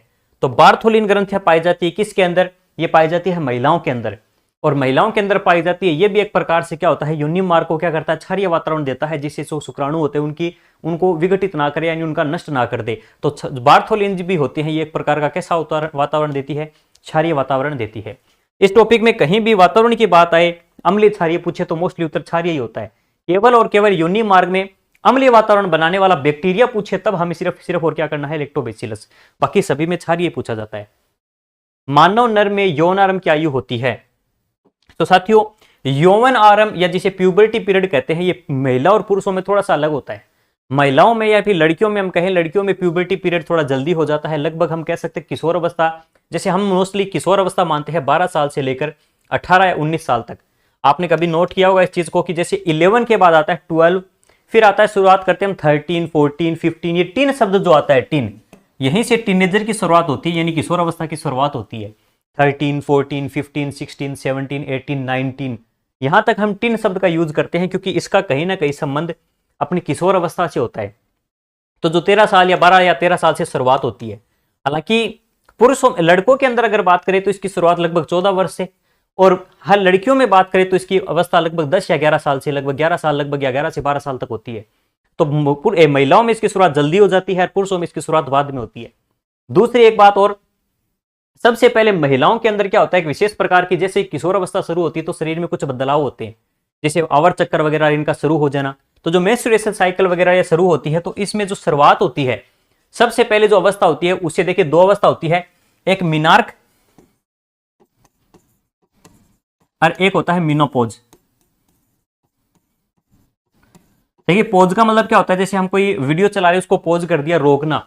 तो मिनार्क और मिनोपोज ये क्या होती है, देखिए साथियों, जब सबसे पहले ये शुरुआत जब होती है किशोर अवस्था में, इसको तो कहते हैं मिनार्क।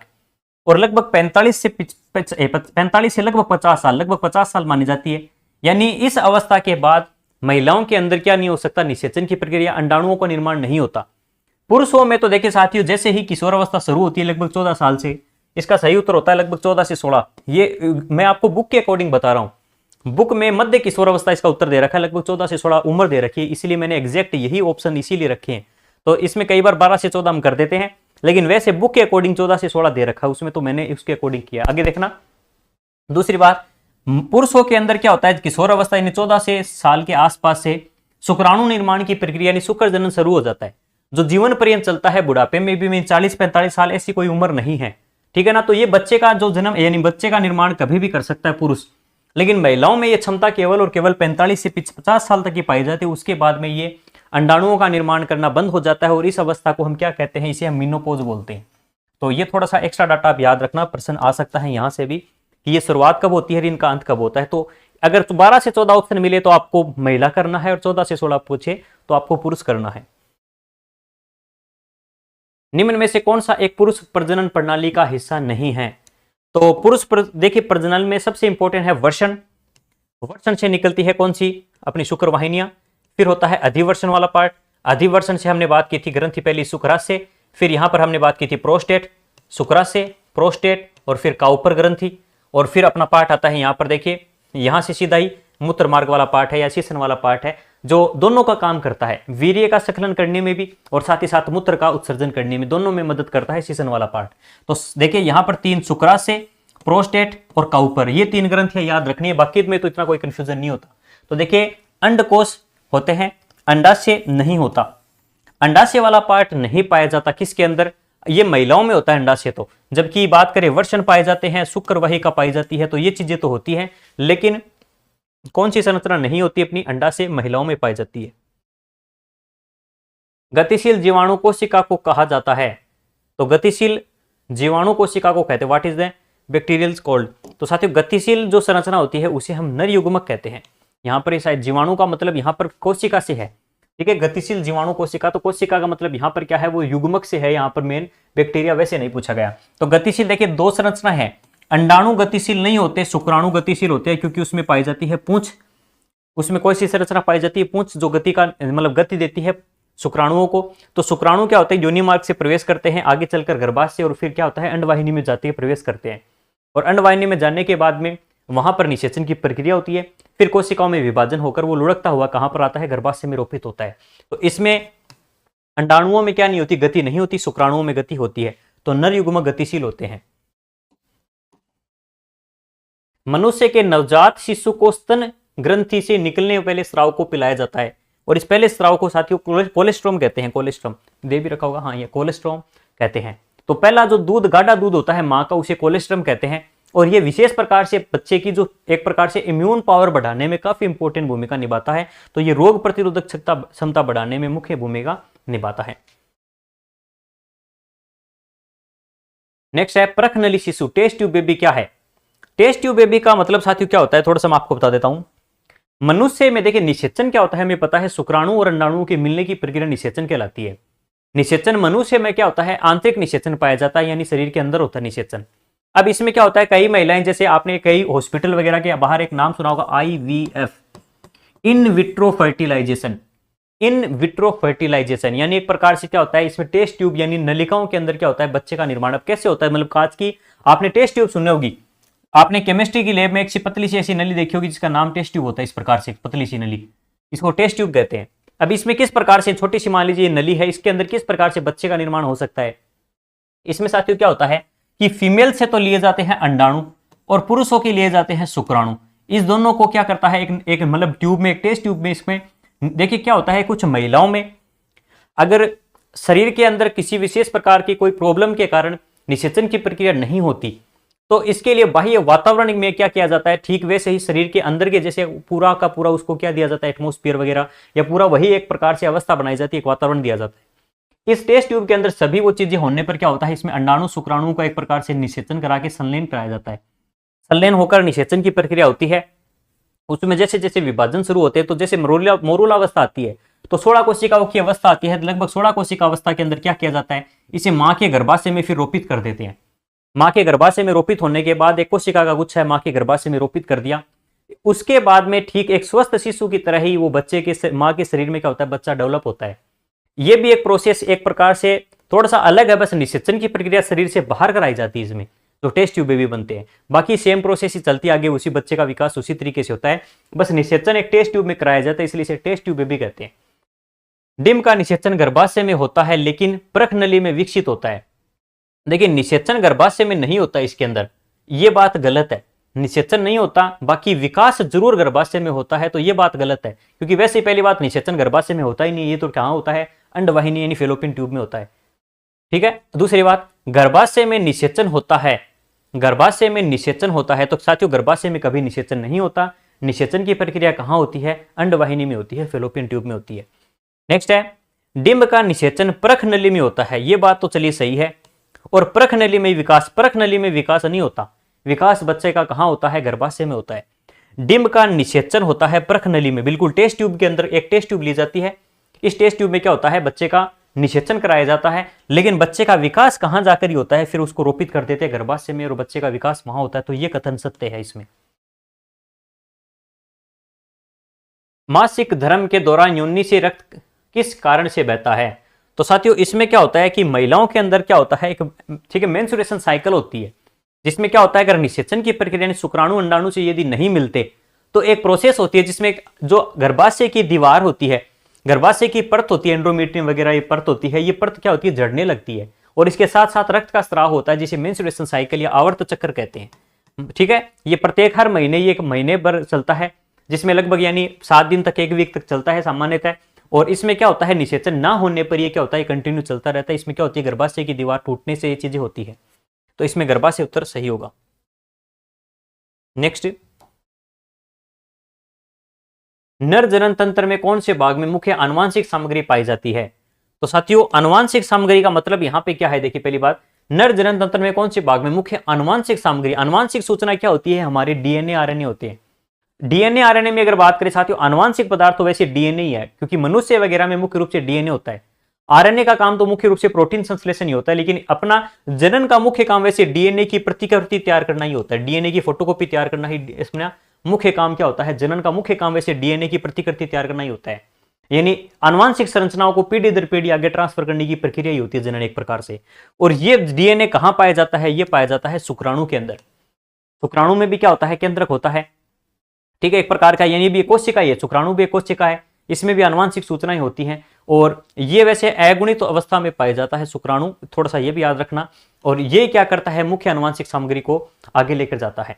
तो नर का पूछा, इसलिए इसका सही उत्तर क्या होगा, शुक्राणु होगा।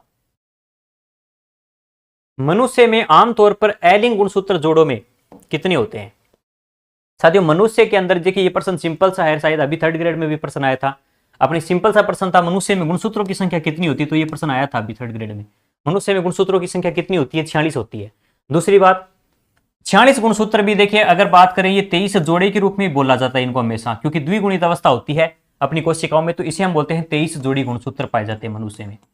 इस 23 जोड़ी गुणसूत्रों को भी 2 भागों में बांटा जाता है, एक तो होते हैं लिंग गुणसूत्र और एक होते हैं अलिंग गुणसूत्र।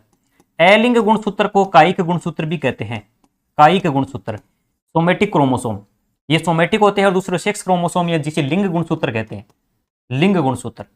लिंग गुणसूत्र कौन कौन से होते हैं, देखिए मेल में और फीमेल में अलग अलग होते हैं। मेल के अंदर बात करें और फीमेल के अंदर बात करें, तो मेल के अंदर तो कौन कौन से होते हैं, एक्स और एक होता है वाई, और फीमेल में दोनों कौन से होते हैं, एक्स और एक्स। यानी एक जोड़ी तो क्या पाया जाता है, एक जोड़ी। टोटल 2 गुणसूत्र ऐसे होते हैं मनुष्य के अंदर जो कैसे होते हैं, लिंग गुणसूत्र होते हैं, पुरुषों में एक्स वाई और महिलाओं में एक्स एक्स। जबकि अगर बात करें कायिक गुणसूत्र, पुरुष हो या महिला हो, ये कॉमन होते हैं, तो ये होते हैं 22 जोड़ी। ये काया का निर्माण करते हैं, यानी शरीर का निर्माण करते हैं, और लिंग के निर्धारण में सहायक कौन से होते हैं, ये लिंग गुणसूत्र होते हैं। और वैसे एलडीसी में आया हुआ प्रश्न है, थोड़ा सा मैं आपको बता देता हूं, लिंग गुणसूत्र में भी प्रश्न आता है कि बच्चे के लिंग का निर्धारण किसके गुणसूत्र पर निर्भर करता है या किस पे निर्भर करता है, माता पर या पिता पर। तो साथियों ये हमेशा निर्भर करता है केवल पिता पर, माता पे निर्भर नहीं करता। रीजन समझिए इसका कि जैसे मान लीजिए शुक्राणु दो टाइप के होते हैं, एक एक्स गुणसूत्र वाला और एक होता है वाई गुणसूत्र वाला। देखिए अंडाणु लेकिन दोनों एक ही प्रकार के होते हैं, सिंपल भाषा में समझा रहा हूं मैं।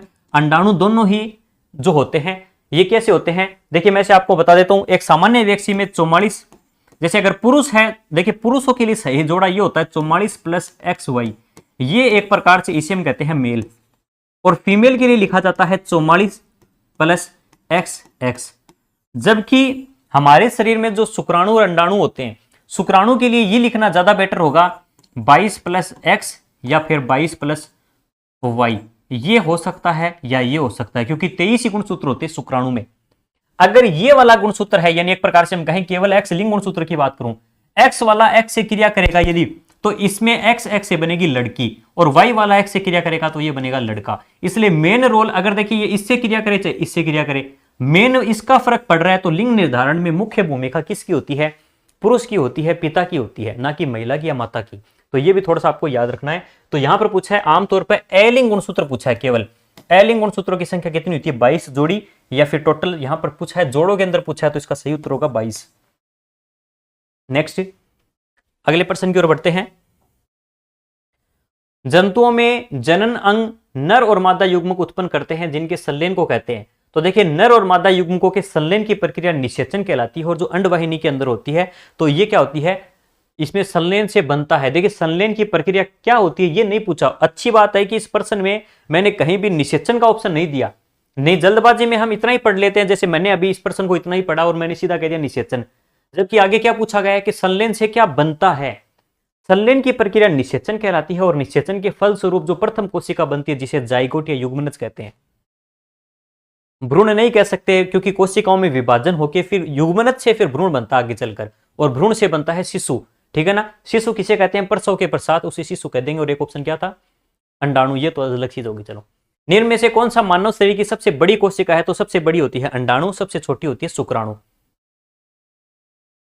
एलिंग प्रजनन में देखिए साथियों, अब एलिंग मैंने आपको थोड़ा सा शुरुआत में पूरा टॉपिक समझाया था, तो वहां पर कुछ बातें बताई थी। यहां पर पूछा है एलिंगी एसेक्सुअल रिप्रोडक्शन जो होता है, प्रजनन में युग्मक पैदा होते हैं। तो साथियों युग्मक तो कब पैदा होते हैं, जब निषेचन होता है, और निषेचन कब होता है, जब नर और मादा युग्मक होते हैं। तो साथियों ये बात गलत है, इसमें क्या नहीं होता, इसमें युग्मक पैदा नहीं होते, जाइगोट नहीं बनता इसमें। दूसरा, वंश विविधताओं को दर्शाता है। देखिए साथियों जब कोई जीव एक ही जीव से नया बन रहा है, एक जीव है उसी से नया जीव बन गया, तो विविधता आएगी कहां से। ऐसे जीव जो एक ही संतति से नया जीव बनता है ना, वो बिल्कुल फोटोकॉपी होता है, जिसे साइंस की भाषा में क्लोन कहा जाता है, क्लोन। और क्लोनिंग की प्रक्रिया में सबसे पहले एक नाम आता है डोली बेड का। डोली बेड एक व्यक्ति था जिसका नाम था इयान विल्मुट। रोजलिन संस्था का एक इयान विल्मुट नाम का व्यक्ति था जिसने सबसे पहले एक बेड का क्लोन तैयार किया गया था, और उस बेड का नाम रखा गया था डोली, ठीक है ना। तो याद रखना साथियों, क्लोन होते हैं, एलिंग जनन से बनने वाले जीव क्लोन होते हैं। एक प्रकार से वो अपने मत, जैसे मान लीजिए यहां तक कि आकारिकी के आधार पर भी, और बात करें शारीरिकी के अलावा अगर आनुवांशिक रूप से भी देखें तो बिल्कुल सेम होते हैं। जैसे हम सामान्यतः क्या बोलते हैं कि किसी भी एक व्यक्ति का डीएनए दूसरे व्यक्ति से मैच नहीं करता, लेकिन क्लोनिंग की प्रक्रिया में जब कोई चीज बनाई जाती है तो वो सेम टू सेम अपने जनक के समान होती है। और इसमें जनक एक ही होने के कारण नया जीव होता है वो बिल्कुल अपनी संतति के समान होता है, इसमें कोई नए गुण प्रकट नहीं होते, तो इसमें वंश विविधता नहीं पाई जाती। इसका यह ऑप्शन भी गलत है। आगे बात करते हैं, युग्मक के केंद्रकों का संलयन होता है, तो यह बात गलत है। इसमें वापस वही बात आ गई कि इससे युग्मक बनते हैं या फिर युग्मक का संलयन नहीं होता। अगला ऑप्शन देखते हैं, नए जीव आनुवांशिक रूप से जनक माता पिता के समान होते हैं, यह बात बिल्कुल सही है। इसमें अभी मैंने क्या कहा, एलिंग जनन में क्या होता है, जो नया जीव बनता है वो बिल्कुल सेम होता है आनुवांशिक रूप से भी, का शारीरिक रूप से भी, गुणों में भी। जैसे मान लीजिए किसी एक पौधे के अंदर आम अच्छे लग रहे हैं, अब आपको चाहिए कि इसी नस्ल के मुझे और भी पौधे बनाने जिसमें सेम टू सेम यही लक्षण हो, तो आप इसमें लैंगिक जनन के द्वारा अगर नए पौधे बनाएंगे तो वो वैसे लक्षण प्रकट नहीं होगी, कुछ अच्छे भी हो सकते हैं या बुरे भी हो सकते हैं। ठीक वैसे ही जैसे मनुष्य के अंदर क्या होता है कि जैसे हम बात कर रहे हैं शुक्राणु और अंडाणु मिलकर नया जीव बन रहा है, अब कुछ लक्षण माता के होते हैं कुछ पिता के होते हैं, और मेंडल के अनुसार कुछ पीछे की पीढ़ियों के लक्षण भी आ सकते हैं। प्रभाविता का नियम, स्वतंत्र अपयून का नियम, पृथक्करण का नियम, ये कुछ नियम पढ़ते हैं आनुवंशिकी के। ये किस पे लागू हो रहे हैं? ये लागू हो रहे हैं लैंगिक जनन के थ्रू। अलिंग जनन में हम बात कर रहे हैं डायरेक्ट सेम टू सेम नए लक्षण नहीं आते, उसमें वही लक्षण प्रकट होते हैं जो पहले वाले होते हैं। तो ये साथियों थोड़ा सा याद रखना, यहां पर नए जीव में आनुवंशिक रूप से भी बिल्कुल क्या होता है? समान होता है। अंडा अंडाशय से कोख में किसके माध्यम से लाया जाता है? तो अंडा देखिए, सबसे पहले हम बात करते हैं जो अंडा बनता है वो कहां बनता है? यहां पर बनता है अंडाशय के अंदर। अंडाशय में जो बनता है वो किसके माध्यम से गर्भाशय में लाया जाता है? तो बीच में ये संरचना है, इस संरचना को हम क्या कहते हैं? इस संरचना को हम कहते हैं अंडवाहिनी, ओविडक्ट या फिर फेलोपियन ट्यूब कहते हैं। तो डिंब वाहिनी या अंडवाहिनी इसे कहते हैं, इसे याद रखना में। एक पौधे में इनमें से क्या चीज बीज में परिवर्तित होती है? तो साथियों बीजांड जो होते हैं, मैंने आपको बताया था ओव्यूल जो होते हैं बीजांड, बीजांड से बनते हैं बीज और अंडाशय से बनता है फल। तो अंडाशय से फल बनता है और बीजांड से बीज बनते हैं। बाकी पादप के अन्य भाग होते हैं वो मुरझाकर या गिर जाते हैं नीचे सामान्यतः पादपों के अंदर। तो मुख्यतः बीजांड से बनते हैं बीज, अंडाशय से बनता है फल। ये दोनों चीज याद रखनी है। और बीजांड और अंडाशय क्या होता है? देखिए ये होता है वर्तिकागर, ये वर्तिका, और नीचे का इस प्रकार से एक पार्ट आपने देखा था पादप में, मैंने संरचना बनाई थी आपको, और बीच बीच में आपको इस प्रकार की कुछ संरचनाएं बताई थी मैंने आपको। तो ये वाला बीच का जो पार्ट है, ये वाला पार्ट तो कहलाता है अपना बीजांड, ये वाला पार्ट कहलाता है अंडाशय, ये वर्तिका और ये वर्तिकागर। तो देखिए पादप के अंदर जो नर और मादा जननांग होते हैं जिसे पुमंग और जायांग कहते हैं। पुमंग पुरुषों का और जायांग होता है महिलाओं के। एक प्रकार से जैसे एक प्रकार से पुरुषों में मेल और फीमेल वाला पार्ट होता है, तो इसी प्रकार से ये वर्तिका जो परागण की प्रक्रिया सबसे पहले यहां पर होती है, फिर ये वाली एक नलिका होती है और सबसे अंदर का एक बड़ा पार्ट होता है ये इस प्रकार का, जिसे हम अंडाशय कहते हैं। ये बाहर वाला, जैसे देखिए कभी भी कोई भी फल होता है उसके बीज अंदर होते हैं और फल बाहर होता है, ठीक वैसे हम बात करते हैं कि बीज अंदर है यानी बीज बना है बीजांड। बीज और बीजांड एक जैसा सा नाम है, याद भी रख सकते हैं। और फल किससे बनते हैं? ये प्रश्न भी अच्छा प्रश्न बनता है कि पादपों में फल का निर्माण पादप के कौन से भाग से होता है? तो सामान्यतः अंडाशय से होता है। और जिन पादपों में अंडाशय से न होकर पुष्पासन से या किसी अन्य भाग से होता है उन्हें कूट फल कहते हैं। जैसे मैंने आपको एग्जाम्पल भी बताया था, जैसे सेव है, अखरोट है, स्ट्रॉबेरी वगैरह है। ऐसे पादपों में क्या होता है? अंडाशय से ना बनकर उसके पुष्पासन वगैरह से नया फल बनता है और ऐसे जीव, ऐसे फल क्या कहलाते हैं? कूट फल या फॉल्स फ्रूट्स कहलाते हैं। इनमें से कौन सा जन्म दर नियंत्रित की शल्य विधि है? यानी सर्जिकल अगर बात करें, यहां पर कौन सा मेथड ऐसा है जिसका उपयोग कर शल्य विधि के द्वारा हम क्या जन्म दर को कंट्रोल कर सकते हैं? तो साथियों यहां पर दो नाम आ रहे, देखिए ट्यूबेकोटोमी और वेस्कोटोमी। वैसे तो दोनों ही विधियां हैं जन्म दर को कंट्रोल करने के लिए। अब ये होती क्या है इसके बारे में आपको बताता हूं। देखिए साथियों बात करते हैं ट्यूब, तो ट्यूब नाम आते हैं हमारे दिमाग में आनी चाहिए फेलोपियन ट्यूब। महिलाओं के अंदर क्या होती है? जो नलिका मैंने आपको बताई थी, इस प्रकार से एक नलिका बताई थी, इस नलिका को काटकर यहां से जैसे काट दिया और इतने इतने पार्ट को हमने क्या कर दिया? अलग कर दिया। इस काट को बांध कर यहां से बांध दिया और इस वाले को यहां से बांध दिया। अब जैसे यहां वाला पार्ट से हमने कहा था ये वाला पार्ट है, यहां पर जैसे मान लीजिए ये है अंडाशय, अंडाशय से जो अंडाणु बनेगा वो यहां पर आएगा, लेकिन आगे नहीं जा पाएगा। ये आगे गर्भाशय तक जा ही नहीं पाएगा या अंडवाहिनी में आगे जा ही नहीं पाएगा, या शुक्राणु जो होंगे वो इससे मिल ही नहीं पाएंगे, जिससे निषेचन की प्रक्रिया नहीं होगी। तो इस प्रकार से जो सर्जरी कराई जाती है, एक प्रकार से जो ऑपरेशन कराया जाता है, उसमें क्या किया जाता है? महिलाओं के अंदर एक ट्यूबेकोटोमी प्रक्रिया होती है जिसमें जो फेलोपियन ट्यूब होती है उसको काट के बांध दिया जाता है। ठीक उसी प्रकार वेस्कोटोमी क्या होती है? जो वेसल्स यानी एक प्रकार से शुक्रवाहिका होती है, ये वर्षण है, वर्षण से जो नलिका निकल रही थी शुक्रवाहिका, शुक्रवाहिका को काट कर क्या किया जाता है? ठीक इसी प्रकार से क्या कर देंगे? इतने इतने पार्ट को काट के यहां से बांध दिया और यहां से बांध दिया। अब जो शुक्राणु बनते हैं वो आगे नहीं जा पाते, तो आगे नहीं जा पाएंगे तो ये वहां से वीर्य संकलन के द्वारा शरीर में योनि मार्ग में प्रवेश कर निषेचन की प्रक्रिया कर ही नहीं पाएंगे। तो इस प्रकार से ये दोनों प्रक्रिया पुरुषों के अंदर तो इसे कहते हैं क्या कहते हैं? वेस्कोटोमी, और फीमेल्स में इसे कहते हैं ट्यूबेकोटोमी। तो ट्यूबेकोटोमी तो फेलोपियन ट्यूब से याद रखना आपको, बाकी दूसरे वाले अपना आप याद हो जाएगा। सिंपल सा है, कोई हार्ड नहीं। दोनों ही प्रक्रिया द्वारा क्या किया जाता है? ये शल्य विधि है, दोनों ही ऑपरेशन के द्वारा दोनों ही को काट कर बांधने की प्रक्रिया होती है, जिसमें ट्यूबेकोटोमी और वेस्कोटोमी कहते हैं। मानव कैसा प्राणी है? तो सीधी सी बात है, देखिए मैंने आपको बताया था, जैसे पेड़ पौधों में मैंने आपको एक ट्रिक बताई थी कि एक पिता है, उसके दो क्या है? बच्चे हैं, जिन पर पिता को क्या आ रहा है? गुस्सा आ रहा है। तो गुस्से से मैंने आपको बताया था गुड़हल, और साथ से आपको बताया था सरसों। इसी प्रकार से एक और बताया था मैंने आपको, एक क्या है? पिता है, पिता से पी से पपीता और ता से तरबूज। तो वो एक लिंगी है, क्योंकि उसमें एक पौधे पर या एक ही जीव में जब एक ही लिंग पाया जाए तो ऐसे जीव कहलाते हैं एक लिंगी। जैसे मानव के अंदर मेल और फीमेल में एक एक लिंग ही होते हैं, मेल है तो वो सिर्फ मेल है, उसमें दोनों जननांग नहीं पाए जाते, तो ऐसे जीव क्या कहलाते हैं, अपना एकलिंगी कहलाते हैं। तो इसलिए इसका सही उत्तर क्या होगा, मानव केवल और केवल क्या है, मानव केवल और केवल एकलिंगी प्राणी है। नेक्स्ट, जीवन की निरंतरता किस जैविक क्रिया द्वारा समाप्त सातत्य प्राप्त करती है। सातत्य का मतलब यहां पर क्या होता है कि कंटिन्यूसली, यानी देखिए मैंने आपको एक बार शुरुआत में इस टॉपिक की शुरुआत हुई थी तो वहां पर एक बात आई थी, जनन एक ऐसी प्रोसेस है जो एक जीव को जीवित रहने के लिए जरूरी नहीं है, लेकिन अपनी संतति को, अपनी आने वाली पीढ़ियों को बनाए रखने के लिए, किसी भी जीव के मतलब एक जाति को बनाए रखने के लिए, उसकी स्पीसीज को बनाए रखने के लिए पीढ़ी दर पीढ़ी गुणों को आगे ट्रांसफर करते रहते हैं, जिसमें नई नई विविधताएं आती है, नए नए एडेप्टेशन आते हैं। जैसे आज से अगर बात करें एज ऑफ जो मतलब एक प्रकार से स्टोन की जब एज थी, यानी पत्थरों का जब युग था, उस समय जो पाषाण काल था, उस समय मानव किस प्रकार का हुआ करता था और अब मानव किस प्रकार का है। तो जितने भी जो डिफरेंसेस आए हैं, जितने भी प्रकार का अनुकूलन आया है व्यक्तियों के अंदर, वो पीढ़ी दर पीढ़ी बदलाव होते गए हैं। ये सारी की सारी चीज कैसे पॉसिबल हुई, जनन के थ्रू। अगर शुरुआत में वो जीव मतलब जो मनुष्य थे वो जनन नहीं करते तो उनकी पीढ़ी वहीं समाप्त हो जाती और ये जाति है वो वहीं पर विलुप्त हो जाती। तो इस प्रकार से हम कह सकते हैं कि साथियों निरंतरता बनाए रखने के लिए सबसे इंपॉर्टेंट कौन सा टॉपिक है, जनन है। मनुष्य में अत्यधिक बाल किस हार्मोन के कारण आते हैं। तो देखिए बाल आने का जो मेन कारण होता है वो पुरुषों के अंदर ज्यादा बाल आने का कारण होता है टेस्टोस्टेरोन हार्मोन। दाढ़ी मुचकाना है, ठीक है ना, ये शरीर के अन्य भाग में बालों का आने का मुख्य कारण जो होता है, ज्यादा अत्यधिक बाल आने का कारण होता है टेस्टोस्टेरोन हार्मोन। कृत्रिम गर्भाधान में निषेचित अंडाणु को गर्भ में स्थापना के दौरान किस हार्मोन का नियमन महत्वपूर्ण होता है।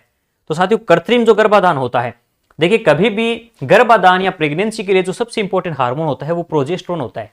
पी से प्रोजेस्टेरोन, पी से प्रेगनेंसी। तो ये प्रेगनेंसी का हार्मोन कौन सा होता है, प्रोजेस्टेरोन हार्मोन होता है। तो गर्भाधान के लिए आवश्यक हार्मोन कौन सा है, प्रोजेस्टेरोन है प्रेगनेंसी के लिए। नेक्स्ट, योनि द्वार पर प्राय एक पतली झिल्ली द्वारा आंशिक रूप से ढका होता है, जिसे क्या कहते हैं। तो साथियों एक झिल्ली पाई जाती है योनि मार्ग पर, जिसे हम कहते हैं हाइमन झिल्ली, ठीक है ना, हाइमन झिल्ली कहते हैं। योनि मार्ग के ऊपर पाई जाती है एक झिल्ली जिसे हाइमन झिल्ली कहते हैं। निम्न में से कौन सी एक तांबा मोचक आईयूडी है। तो साथियों इसमें पूछा है कौन सी एक तांबा मोचक आईयूडी। आईयूडी देखिए क्या होती है कि ये विशेष प्रकार की, जैसे पुरुषों के अंदर जनन दर को कंट्रोल करने के लिए जैसे कॉन्डोम वगैरह का उपयोग किया जाता है, या विशेष प्रकार की फीमेल्स के अंदर गोलियों का माला डी, माला एन, ठीक है ना, सहेली जैसी दवाओं का उपयोग किया जाता है। ठीक वैसे ही कुछ युक्तियों का उपयोग भी कर भी क्या होता है, एक प्रकार से निषेचन की प्रक्रिया को रोका जा सकता है, या एक प्रकार से जनन दर को कंट्रोल किया जा सकता है। तो इसके अंदर दो मुख्य है, कॉपर टी और कॉपर एस मल्टीलोड। तो इसका उपयोग किसके अंदर किया जाता है, ये किया जाता है एक प्रकार से तांबा मोचक आईयूडी युक्तियां होती है, ठीक है ना। तो अंत आईयूडी क्यों होती है, क्योंकि ये गर्भाशय के अंदर रोपित की जाती है, ठीक है ना। तो गर्भाशय के अंदर इंट्रा यूट्रेरियन डिवाइस होती है, तो यूट्रस के अंदर ये गर्भाशय के अंदर इसको रोपित किया जाता है, जिससे जो वीर्य होता है, वीर्य में जो शुक्राणु होते हैं वो आगे नहीं जा पाते, अंडवाहिनी तक नहीं जा पाते, निषेचन की प्रक्रिया नहीं। भारत में चिकित्सकीय सहगर्भता समापन का कानून कब आया। देखिए एक ऐसा कानून जिसके अंदर यानी एक महिला है, अगर किसी कारण से प्रेगनेंसी में कोई प्रॉब्लम है, बच्चे को कोई प्रॉब्लम है, ठीक है, किसी प्रकार के बच्चे में कोई प्रॉब्लम होने पर वो गर्भता को क्या कर सकती है, समापन कर सकती है। ये कानून कब आया था। तो साथियों हमने थोड़ी देर पहले बात की थी, इससे पहले भी आया था कि परिवार नियोजन की शुरुआत तो कब हुई थी, 51 में, 1951 में। यानी मैंने आपको ट्रिक बताई थी, देश आजाद हुआ था 47 में, और परिवार शब्द में 4 वर्ण होते हैं, तो उसमें 4 जोड़ने पर आता है 1951। अब ये 51 के बाद में यानी लगभग यानी एक मान लीजिए 51 में हुआ, और यानी एक बच्चे का निर्माण हो रहा है माँ के, अब यानी शुरुआत में यहाँ पर परिवार नियोजन उन्होंने फैमिली प्लानिंग कर ली 51 में। अब वो देख रहे हैं कि आज से आने वाले 20 साल बाद हमारा एक बड़ा बेटा होगा या बेटी होगी, तो उसका क्या होगा, इस प्रकार से पालन पोषण करेंगे। तो उन्होंने पहले से प्लानिंग कर रहे थे अपनी वो कि आने वाले 20 साल बाद हमारा क्या होगा। तो आने वाले 20 साल बाद उनको क्या हुआ, कोई प्रॉब्लम हो गई। तो आने वाले 20 साल बाद यानी 1971 में, 1971 में, इस प्रकार से थोड़ा याद रख सकते हो, बच्चे में प्रॉब्लम होने का उनको गर्भ का क्या करना पड़ा, समापन करना पड़ा। तो ये फैमिली प्लानिंग के दौरान उन्होंने प्लानिंग तो की थी कि 20 साल बाद ऐसा कुछ होगा, लेकिन 1951 में उन्होंने जब प्लानिंग करके अपनी जांच करवाई, तो ये मान लीजिए गर्भ में कोई प्रॉब्लम आ रही थी, तो उससे समापन कराने के लिए ट्रिक बता रहा हूं, बस मैं थोड़ा सा याद करने का तरीका हो सकता है साथियों। उन चीजों को कहीं ना कहीं डाटा से मत कनेक्ट करना, ये चीजें बस याद करने का एक तरीका होती है हमारे, कि डाटा कैसे याद रखे जा सकते हैं। अब इस प्रकार के बाई चांस प्रश्न आ जाए कि 51 में क्या हुआ था इससे संबंधित, तो ये प्रश्न क्योंकि आया हुआ एग्जाम में, ऐसे प्रश्न एग्जाम में पूछे गए, जैसे थोड़ा लखनऊ वाला वो सहेली वाला आ गया था, CRDA वाला, CDRRY वाला, तो ये इस प्रकार के प्रश्न पूछे जा सकते हैं। नर में परिवार नियोजन हेतु प्रयुक्त है। तो परिवार नियोजन होते हैं, देखिए मैंने आपको बताया था साथियों वेस्कोटोमी किस में होती है? तो वेस्कोटोमी तो पाई जाती है पुरुषों में, जबकि ट्यूबेकोटोमी किस में होती है? महिलाओं में अंतर होती है। कॉपर टी वगैरह का इनका अभी मैंने बताया था, तांबा युक्त क्या होती है? आई जो अपने यूरेट्रस के अंदर लगाई जाने वाली क्या होती है? युक्तियां होती है। तो ये जो होती है ये, और ये तो महिलाओं से संबंधित है, ये किससे संबंधित है? वेस्कोटोमी पुरुषों से संबंधित क्या होती है? परिवार नियोजन का एक प्रोसेस है, युक्त है। रजो चक्र का नियमन करने वाली ग्रंथि है। तो साथियों रजो चक्र वगैरह होता है, ये विशेष प्रकार का जो मेंस्ट्रुएशन साइकिल होता है, ये मुख्य रूप से जो अपने हार्मोन होते हैं एफएसएच और एलएच, इनका मुख्य काम होता है। और ये स्रावित कौन सी ग्रंथि से होते हैं? अपनी पीयूष ग्रंथि से होते हैं। तो इसका मुख्य काम किस ग्रंथि का होता है? पीयूष ग्रंथि का होता है। नेक्स्ट, शुक्र जनन में अंतिम रूप से एक प्राथमिक स्पर्मेटोसाइट से बनने से शुक्राणु की संख्या कितनी होती है?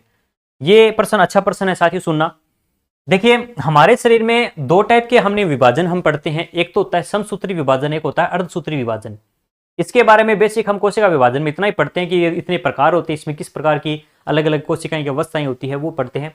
लेकिन यहां पर एक बात आता हूं कि अर्धसूत्री विभाजन होता किसमें? शरीर में केवल और केवल जो हमारे शरीर के युग्मक बनने की प्रक्रिया होती है वो अर्धसूत्री विभाजन से होते हैं। हमारे जैसे एक शुक्राणु है, शुक्राणु से अगर कोशिकाएं बनती है तो टोटल 4 कोशिकाएं बनती है। अगर सिंपल भाषा में कहूं, एक शुक्राणु से कितने शुक्राणु बनते हैं या एक शुक्राणु कोशिका से कितने बनेंगे? टोटल 4 बनते हैं। लेकिन यही बात अगर मैं अंडाणु में कहूं, एक अंडाणु से कितने बनते हैं? इसमें बनते तो इसमें भी 4 है, लेकिन अंडाणु आगे चलकर एक ही रहता है। बाकी 3 जो कोशिकाएं बनती है उन्हें पोलर बॉडीज कहते हैं, जो इसको ही पोषण प्राप्त करने में मदद करते हैं ये 3। तो अंडाणु तो एक ही बनता है एक विभाजन से, लेकिन एक विभाजन से शुक्राणुओं को कितना निर्माण होता है? तो याद रखना शुक्राणु बनते हैं 4, अंडाणु सिर्फ एक बनता है, बाकी को पोलर बॉडीज कहते हैं, जो इसको पोषण वगैरह देने में, इसको न्यूट्रिशन देने में मदद करते हैं अंडाणु को। तो फीमेल्स में यानी अर्धसूत्री विभाजन के द्वारा कितने अंडाणु बनते हैं? तो एक अर्धसूत्री विभाजन में एक अंडाणु बनता है, लेकिन शुक्राणुओं में एक अर्धसूत्री विभाजन से कितने शुक्राणु बनते हैं? तो उसमें 4 बनते हैं। तो याद रखना अंतिम रूप से एक प्राथमिक जो स्पर्मेटोसाइट होती है, स्पर्मेटोसाइट होती है ये वाली, उससे बनने वाले शुक्राणुओं की संख्या कितनी होती है? तो वो होती है 4। तो इसका सही उत्तर कितना होगा? 4। गर्भ निरोधक गोलियां क्या रोकती है? तो साथियों ये बात पहले भी आ चुका है, ये प्रश्न अच्छा प्रश्न है। ओवुलेशन की जो प्रक्रिया होती है, अंडोत्सर्ग की प्रक्रिया, यानी अंडाशय में जो अंडा बनता है वो फिर फेलोपियन ट्यूब में जाता है, तो उस प्रोसेस को ही रोक देती है। ये कैसे रोकती है? कि उसमें जो गाढ़ा पदार्थ होता है श्लेष्मा जैसा चिपचिपा पदार्थ, उसको और भी ज्यादा क्या करती है? गाढ़ा कर देती है, जिससे ये अंडोत्सर्ग की प्रक्रिया हो नहीं पाती है। अंडोत्सर्ग नहीं होगा तो निषेचन अपने आप नहीं होगा। तो ये चीजें कई बार इसको इससे जोड़ लेते हैं, लेकिन निषेचन से पहले किसको रोक सकती है? अंडोत्सर्ग की प्रक्रिया को मुख्य रूप से रोकती है। युग्मनज किस प्रक्रिया द्वारा एक संरचना कोरक का निर्माण करता है? तो साथियों एक बात याद रखना, देखिए कोरक किसे कहते हैं, युग्मनज किसे कहते हैं? पहली बात तो ये कि हमारे शरीर में अर्धसूत्री विभाजन सिर्फ और सिर्फ कहां होता है? तो मैंने आपको कहा था शुक्राणु और अंडाणु जो बनता है ये अर्धसूत्री विभाजन से बनता है। ये दोनों मिलकर एक कोशिका बना लेते हैं जिसे जाइगोट कहते हैं। फिर इसमें कोशिका विभाजन होते हैं, मोरुला, ब्लास्टुला, गेस्टुला, ये बात आ रही है ब्लास्टुला की। तो ये ब्लास्टुला अवस्था आती है तो ये विदलन के द्वारा आती है, इसी में विभाजन होते हैं। लेकिन युग्मनज बनने के बाद में आगे शरीर के जो भी विभाजन होंगे वो युग्मनज के बाद में समसूत्री विभाजन ही होते हैं। अर्धसूत्री विभाजन केवल और केवल शुक्राणु और अंडाणु बनाने में ही होते हैं, बाकी शरीर के सभी हिस्से में कौन से विभाजन होते हैं? अपने समसूत्री विभाजन होते हैं। तो इसका सही उत्तर क्या होगा? समसूत्री विभाजन। असूत्री विभाजन सरल जीवों में पाए जाते हैं, अमीबा, पैरामीशियम जैसे हम बात करते हैं उन्हें, प्रोटोजोआ, पोरिफेरा जैसे संघ के जीवों में असूत्री विभाजन से ही नए जीव बन जाता है पूरा का पूरा ही। और अर्धसूत्री विभाजन किस में होता है? शुक्राणु अंडाणु कोशिका बनने में, यानी युग्मक बनाने में ये इंपॉर्टेंट भूमिका निभाता है। जनन की मूल घटना क्या है? अभी थोड़ी देर पहले बताया था जनन का मुख्य रोल क्या है। तो जनन का मेन रोल क्या होता है? डीएनए की प्रतिकृति बनाना होता है, डीएनए की रेप्लिकेशन करना। तो डीएनए की जो फोटोकॉपी बनाना होता है, यानी नया डीएनए बनाने की प्रक्रिया ही रियल में क्या होता है? जनन कहलाती है। आरएनए बनाना नहीं होता, क्योंकि आरएनए सभी जीवों में मुख्य आनुवंशिक पदार्थ नहीं होता। अधिकतर जीवों में हम कह सकते हैं 99 से लगभग 99% जो जीव हैं उनमें मुख्य आनुवंशिक पदार्थ डीएनए होता है। हाँ, कुछ जीवों में आरएनए भी होता है जिनमें डीएनए नहीं होता। तो मुख्य रूप से आनुवंशिक पदार्थ डीएनए ही होता है, और डीएनए की प्रतिकृति बनाने की प्रक्रिया ही एक प्रकार से जनन है। मलेरिया परजीवी प्लाज्मोडियम में प्रजनन की कौन सी विधि होती है? मैंने आपको सभी जीवों के बारे में बताया था, जैसे अमीबा, ठीक है ना। फिर हमने बात की थी इसी से संबंधित एक जीव और पढ़ा था जिसे हमने कहा था कौन सा? लिस्मेनिया। इन दोनों में पढ़ा था हमने, इसमें भी द्विखंडन होता है, इसमें भी द्विखंडन होता है। और फिर हमने बात की थी एक जीव होता है इस प्रकार से जिसमें बहुत छोटे छोटे संरचनाएं बनती है, और ये क्या होता है? प्रत्येक से विखंडन होकर बहुत सारी नए जीव बना लेता है जिसे बहुखंडन कहते हैं। और इस जीव का नाम था अपना प्लाज्मोडियम। मलेरिया का जो परजीवी होता है प्लाज्मोडियम, उसमें बहुखंडन पाया जाता है। तो मुकुलन पाया जाता है हाइड्रा वगैरह में। ये रीट में आया हुआ प्रश्न है, हाइड्रा में कौन सी विधि होती है? मुकुलन। द्विखंडन होता है अमीबा में, लिस्मेनिया। ये दो अच्छे ऑप्शन दे रखे हैं 11th क्लास में भी और छोटी क्लासों में भी दे रखे हैं। पुनर्जनन की प्रक्रिया मुख्य रूप से किस में होती है? प्लेनेरिया वगैरह में होती है, हाइड्रा में भी होती है हालांकि। निम्न जीवों में उनकी प्रजनन विधियों से संबंधित असत्य युग्म कौन सा है? तो साथियों बात करते हैं पुनरुद्भवन किस में अंदर? प्लेनेरिया में बिल्कुल होता है, हाइड्रा में मुकुलन भी होता है। स्पाइरोगाइरा में कौन सी विधि होती है? मैंने आपको बताया था स्पाइरोगाइरा में खंडन होता है बिल्कुल। अमीबा में बहुखंडन ना होकर इसमें कौन सा मुख्य रूप से कौन सा होता है? द्विखंडन होता है। अमीबा में मुख्य रूप से कौन सी विधि पाई जाती है? द्विखंडन पाई जाती है। तो इसमें असंगत पूछा है, तो इसका सही उत्तर क्या होगा? अमीबा।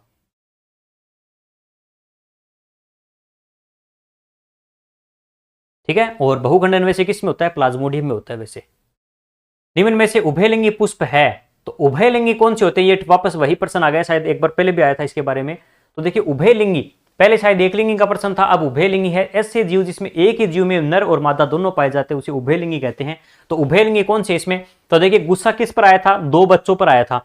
तो गुस्सा, गुड़हल और सरसों, ये दोनों कैसे होते हैं? ये तो होते हैं इसमें मेल और फीमेल दोनों होते हैं। और पपीता और तरबूज जो होते हैं वो एकलिंगी होते हैं।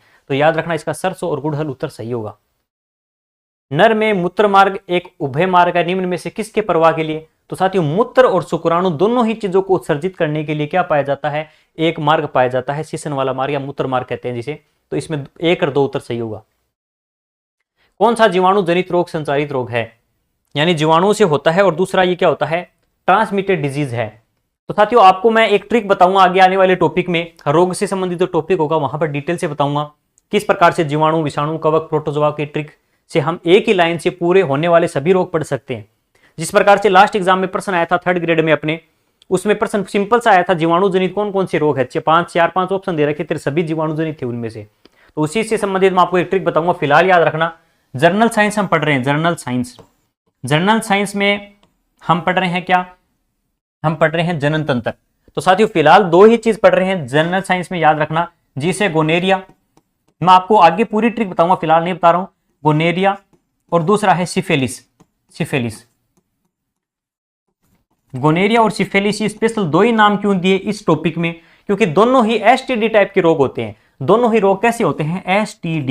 एसटीडी का मतलब होता है सेक्सुअल ट्रांसमिटेड डिजीज, यानी लैंगिक संबंधों से फैलने वाले रोग जो होते हैं उन्हें एसटीडी रोग कहते हैं। जैसे एड्स है, हर्पीज रोग है। एड्स और हर्पीज तो वायरस से होते हैं, लेकिन यहां पर केवल और केवल जीवाणु पूछा है आपसे, तो इसलिए यहां पर एड्स और क्या होगा? देखिए एड्स नहीं हो सकता, क्योंकि एड्स तो कैसा रोग है? ये विषाणु जनित होता है, ना कि जीवाणु जनित। तो गोनेरिया और सिफिलिस 2 और 3 उत्तर सही होगा इसका। 2 और 3 एसटीडी रोग होते हैं जो लैंगिक संबंधों से फैल सकते हैं। शुक्राणु किसके द्वारा गति करता है? तो शुक्राणु में पूंछ पाई जाती है जिसके कारण ये गति करता है। शीर्ष भाग एक्रोसोम होता है, ठीक है ना, और वो क्या करता है? निषेचन में मदद करता है, आगे का पार्ट।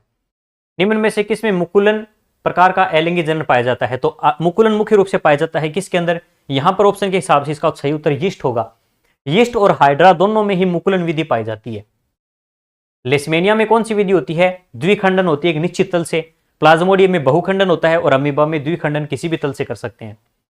नर जनन तंत्र से संबंधित ग्रंथि नहीं है, तो प्रोस्टेट ग्रंथि बिल्कुल पुरुषों में पाई जाती है, ठीक है। काउपर ग्रंथि भी होती है, और बार्थोलिन ग्रंथि पाई जाती है महिलाओं में। लेकिन शुक्राशय जो है, कौन सा पूछा यहां पर? सॉरी, नर जनन तंत्र के केवल पूछिए तो प्रोस्टेट ग्रंथि भी है, शुक्राशय ग्रंथि भी है, काउपर ग्रंथि भी है। लेकिन बार्थोलिन ग्रंथि किसमें पाई जाती है? महिलाओं में पाई जाती है। आवर्तबेजी पादपों का भ्रूण पोष होता है। तो देखिए साथियों नॉर्मली क्या होता है, हमारे शरीर में हमने बात की थी अगुणित, द्विगुणित, लेकिन जो भ्रूण पोष होता है, जो पोषण प्राप्त करता है जिससे ये भ्रूण, उसे हम, वो कैसी अवस्था होती है? वो त्रिगुणित अवस्था होती है। वो अवस्था कैसी होती है? त्रिगुणित अवस्था होती है। आगे बात करते हैं, उस वाहिनी का नाम बताइए जो पुरुषों में वर्षण से निकलती है और शुक्राणुओं को शरीर से में ले जाती है। उस वाहिनी का नाम बताना है। तो साथियों यहां पर देखिए बात करते हैं, उस वाहिनी को कहते हैं वासा डिफरेंशिया या शुक्र वाहिका। शुक्र वाहिका क्या होती है? देखिए ये मान लीजिए ये वर्षण है, वर्षण से शुक्र वाहिनियां निकलती है, अधिवर्षण होता है, और फिर आगे का पार्ट जो होता है उसे हम क्या कहते हैं? शुक्र वाहिका कहते हैं। जो यानी एक प्रकार से हम सीधा भी कह सकते हैं कि यहां से जो शुक्राणु बने हैं उसको आगे कहां ले जाती है? आगे ले जाती है, अपने वर्षण निकलते हैं और शुक्राणु को शरीर में ले जाती है, यानी आगे के पार्ट में ले जाती है। वो वासा डिफरेंशिका होती है जिसे हम कहते हैं शुक्र वाहिका। मूत्रवाहिनी तो मूत्र लाती है मूत्राशय से, मूत्राशय के अंदर मूत्रवाहिनी द्वारा क्या लाता है, मूत्र लाया जाता है। डिंब वाहिनियां पाई जाती है महिलाओं के अंदर। और अधिवर्षण क्या होता है, जहां पर शुक्राणु कुछ समय के लिए रुकता है, उसको पोषण भी मिलता है थोड़ा बहुत। और परिपक्वन की प्रक्रिया, शुक्राणु के परिपक्वन की प्रक्रिया एपिडाइमिस में होती है, अधिवर्षण में होती है। टेस्टोस्टेरोन की कमी से भ्रूणीय अवस्था में पुरुषों में वर्षण का वर्षण कोष में न आना। तो साथियों मैंने आपको बताया था कि अपने शरीर में शुक्राणु बनने के लिए क्या होता है, वर्षण जो होते हैं वर्षण कोष में पाए जाते हैं, शरीर के बाहर, उदर गुहा से बाहर। लेकिन भ्रूण में उदर गुहा के अंदर की ओर होते हैं, ठीक है ना। लेकिन ये एक हार्मोन है अपना, कौन सा हार्मोन बनने के बाद, अपने टेस्टोस्टेरोन हार्मोन बनने के बाद ये कहां आने लगता है, टेस्टोस्टेरोन बनने के बाद में ये वर्षण कोष में आ जाते हैं। लेकिन अगर ऐसा नहीं होता, इसका निर्माण नहीं होता, तो इस अवस्था को हम कहते हैं क्रिप्टोक्राइडिमस, इसे कहते हैं क्रिप्टोक्राइडिसम्स, ठीक है ना। तो इस अवस्था को कहते हैं क्रिप्टोक्राइडिसम। तो ये एक रोग है एक प्रकार का, जिसमें क्या होता है, इसमें वर्षण जो है वर्षण कोष में नहीं आते, और ना आने के कारण शुक्राणु का निर्माण नहीं होता। और ऐसे पुरुष जो होते हैं वो बांझ प्रकृति के होते हैं, सॉरी बांझ नहीं, वो नपुंसक प्रकृति के होते हैं। शुक्राणु का निर्माण कहाँ होता है, तो शुक्राणु बनते हैं वर्षण के अंदर और अंडाणु बनते हैं अंडाशय के अंदर। गर्भाशय में भ्रूण के चारों तरफ से घेरे रखता है। तो गर्भाशय में देखो भ्रूण के चारों ओर से क्या होता है, भ्रूण जो होता है, भ्रूण एक चारों ओर से एक थैली सी होती है, उसमें एक द्रव पाया जाता है जिसको एमनियोटिक द्रव कहते हैं, एमनियोटिक द्रव, ठीक है ना। तो एमनियोटिक द्रव क्या होता है, जो भ्रूण को चारों ओर से घेरे रखता है, उसे एमनियोटिक फ्लूइड कहते हैं। निम्न में से कौन सी सजीवों को जीवित रखने के लिए अनिवार्य प्रक्रिया नहीं है। देखो जिंदा रहने के लिए यहाँ पर कोई जनन के बिना भी जीव जीवित रह सकता है, बिना जनन किए, ठीक है ना। तो यहाँ पर इस प्रोसेस के बिना भी जीव जीवित रह सकता है। बाकी श्वसन, उत्सर्जन, पाचन ये आवश्यक है। बाकी ये संतति को बनाए रखने के लिए सबसे इंपॉर्टेंट वैसे अगर पूछे तो वो जनन होता है। निम्न में से दिए गए कौन से पद किसी पुष्प के मादा भाग को संगठित करते हैं। ये भी शायद सीटेट में आया हुआ प्रश्न है। मादा जननांग से संबंधित यहाँ पर पूछा है। तो मैंने आपको 3 संरचनाएं बताई थी, आपको याद है। तो ऊपर का पार्ट होता है वर्तिकाग्र, फिर होती है वर्तिका, और नीचे का पार्ट होता है अपना अंडाशय, और अंडाशय में पाए जाते हैं अपने बीजांड। तो इससे संबंधित देख लीजिए, वर्तिकाग्र होती है, अंडाशय होता है, लेकिन पुंकेसर पुरुषों से संबंधित है, यानी एक प्रकार से मेल गेमेट है स्टेमेन। वर्तिकाग्र होती है, अंडाशय होता है, ठीक है, वर्तिकाग्र है, अंडाशय है और वर्तिका है। ये बात सही है, ये सारी संरचनाएं सही है। पुंकेसर नहीं होता, ये अपने एक प्रकार से मेल है, अंडाशय है, वर्तिकाग्र होता है। पुंकेसर नहीं होता, तो ये पुंकेसर पंखुड़िया वगैरह है, ये वाली चीज नहीं होती भाई। ये देखिए मैंने आपको पूरी संरचना बनाई थी पुष्प की, उसमें आपको पूरा बताया था पुंकेसर वगैरह होते हैं, ठीक है ना। पुंकेसर जैसे ये संरचना है पूरे, और यहाँ पर परागकोश होता है जिसमें परागकण बनते हैं। ये सारी संरचनाएं पुरुषों से संबंधित यानी मेल से संबंधित, और फीमेल से मादा भाग कौन सा होता है और नर वाला भाग कौन सा होता है पुष्पों के अंदर, उससे संबंधित है। तो साथियों ये आज का टॉपिक अपना कंप्लीट है। मैंने आपको कंप्लीट अच्छे से इस टॉपिक को कराने की कोशिश की है। टाइम थोड़ा ज्यादा लगा है इस टॉपिक में क्योंकि बड़ा टॉपिक था, और ऐसा टॉपिक है जिसे हर बार कम से कम 1 से 2% डेफिनेटली देखने को मिलते हैं। आपको ये टॉपिक अच्छे लेवल पर 11th क्लास 12th क्लास से भी जरूर पढ़ना चाहिए। साथ ही साथ साथियों मैं ऑब्जेक्टिव क्वेश्चन में मैं पूरी कोशिश कर रहा हूं कि हर वो इंपॉर्टेंट लाइन को इंक्लूड करूं जहां से मेन एग्जाम में प्रश्न आया हुआ है या आ सकता है, क्योंकि ये सारे के सारे प्रश्न बनाए जाते हैं, ये मुख्य रूप से 6 से लेकर 12 तक की बुक से बनाए जाते हैं। उसके अलावा ओल्ड एग्जाम के क्वेश्चन पेपर को अच्छे से विश्लेषण किया जाता है कि ये प्रश्न किस किस एग्जाम में पूछे गए हैं, या कौन से एग्जाम में पूछे गए हैं, या कहां से पूछे जा सकते हैं प्रश्न, उन सभी को इंक्लूड करके एक अच्छा समावेश किया जाता है इस टेस्ट के अंदर। इसके अलावा भी जो कमियां रह जाती है मैं कोशिश करूंगा आने वाले समय में पूरी थ्योरेटिकल क्लास, क्योंकि काफी सारे बच्चों की डिमांड आ रही है कि सर हमें बिल्कुल 0 लेवल से थ्योरी क्लास भी लेनी है, क्योंकि टॉपिक अच्छे से समझ में आ जाता है। अगर यही चीजें अगर थोड़ा सा पहले एक्सप्लेन कर फिर टेस्ट लिया जाए तो और भी बेहतर होगा। तो मैं अपनी तरफ से पूरी कोशिश करूंगा आपकी इस भी डिमांड को भी पूरा करने की, कि जल्द ही हम पूरा कोर्स भी एक प्रकार से लॉन्च करें कि साइंस का और मैथ्स की भी बात चले किसी टीचर से, अच्छे टीचर हैं, अगर वो उनका भी हो जाता है काम तो फिर साथ में साइंस मैथ्स का एक पूरा कोर्स हम आपके लिए बहुत जल्द लेकर आएंगे। तो साथियों आज के लिए इतना ही, धन्यवाद, जय हिंद।